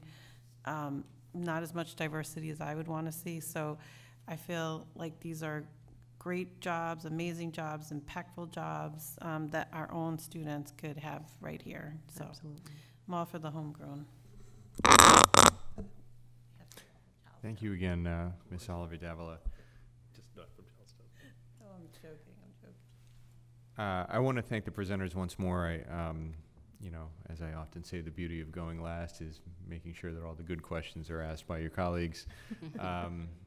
But nevertheless, you know, I think what the presentation does for me is, you know, obviously we all acknowledge that we have, you know, so much more work to do, but we get a sense of scope here, you know, with respect to 10,000 employees in the district. And, you know, sometimes it can feel like, well, you know, we're adding 20 here and 60 there, and teachers of color, teachers of different diverse backgrounds.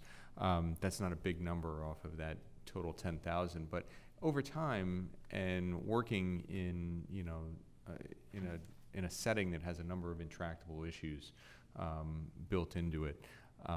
You know, that's steady progress, and you know, I think we all can agree that we wish that it were it was something that we could solve overnight, or you know, accelerate in a to a great degree. But you know, we appreciate, I think, the work that you're doing, and it's important for us to, I think, acknowledge some of the work that you know, it's work that we do that, you know, can provide real time measurable results. And the one that comes to mind for me is one of the items that you highlighted earlier with respect to the MTEL support, prep support. You know, the fact that we've got teachers performing at 3 times the state average once we provide that simple support. Right. And I might be minimizing it by calling it simple, but nevertheless, it's simple for the district to provide. And for us to take that step and provide that support for our educators is really a big step. And you know, I have full confidence in this office, you know, based on the comments that we hear when, as Mr. O'Neill says, we're in schools every day, that the work that you continue to do will continue to respond to the needs of our schools and support that growth going forward. So thank you again. Thank you. Look forward to hearing more, and we know you'll continue on in this work. Thank you very much. Sullivan, public comment on reports? Yes, we have one speaker, Mr. John Mudd. He's back to spitting right on the Texas. I'm shocked, Mr. Mudd. Yes, I know everybody. Well, despite the early hour, I'll try to be very brief. And welcome to Quectron. You're very lucky. I mean, this is usually about 10 of 12, so brace yourself. Anyway, I think first point is to congratulate you and the district on sticking with what I called early hiring, what you call mutual consent, because I think that's profoundly important. I think that is a long-term potential that required a lot of guts on your part to stick with the initial costs of implementing the program, but will pay off in terms of, as you've seen, the early hiring process. I personally would like to see, you know, more benchmarks of earlier hiring, but I think sticking with that is profoundly important, and institutionalizing it. I mean, for many years, we were talking about open postings and stipends, and to move to institutionalize it is, I think, profoundly important for the district. Moving on, as an advocate, I have to say that despite all the good work that Emily and Saren and the staff are doing, you know, on the diversity issue, I think, I mean, I only have a black and white chart here, but I think the reality is that despite the multiple programs that we have going, we're not moving the needle very significantly, if at all. And we still have, frankly, my notes are 21% black, you know, now. I'd like to see that trend. I don't think it's moved much more from over the last decade. It is less than the court required of this district in the 1970s. And we achieved that. When I first started watching the district in the 90s and the early 2000s, we were up there. So there's been a secular decline in the percentage of black teachers. With Latinos, the court said 10% other. We now still have, I believe, the largest gap between student population and teaching population among Latinos. Again, I assume it's hovered between 40% Latino students and 10% teachers. I think you as a committee have to make a decision. Are you satisfied with this? Is this acceptable? Is this sufficient? Is that slow, steady progress really sufficient progress for this system? And as an advocate who's watched this over the years and who's seen the data, I don't think it is. So when Alex talks about blowing up or whatever, we need to brainstorm about what other approaches could be possible. How, as Dean Coleman said, how do we accelerate what we're doing? We have some very good models, but if you're talking about, what was it, 30 blacks over 3 years and 20 Latinos, you know, that's just not sufficient. We don't need more court orders like the DSEG order, like DOJ. We need a policy in which you say, we are going to insist on seeing a more dramatic level of progress. Thank you for hearing me. Thank you, Mr. Mudd. Thank you. That concludes our speakers for public comment. Thank you, Ms. Sullivan. New business. Well, congratulations to Mr. Tron on your first official meeting. That concludes our business for this evening. The next school committee meeting will take place on Wednesday, January 30th at 6 p.m. If there's nothing further, I'll entertain a motion to adjourn 67th meeting. at 9:58 p.m. Is there a motion to adjourn? So moved. Thank you, Ms. Salavadavla. Is there a second? Second. Thank you, Mr. Tron. Looks like unanimous consent. Good night. Second. Hadley, second.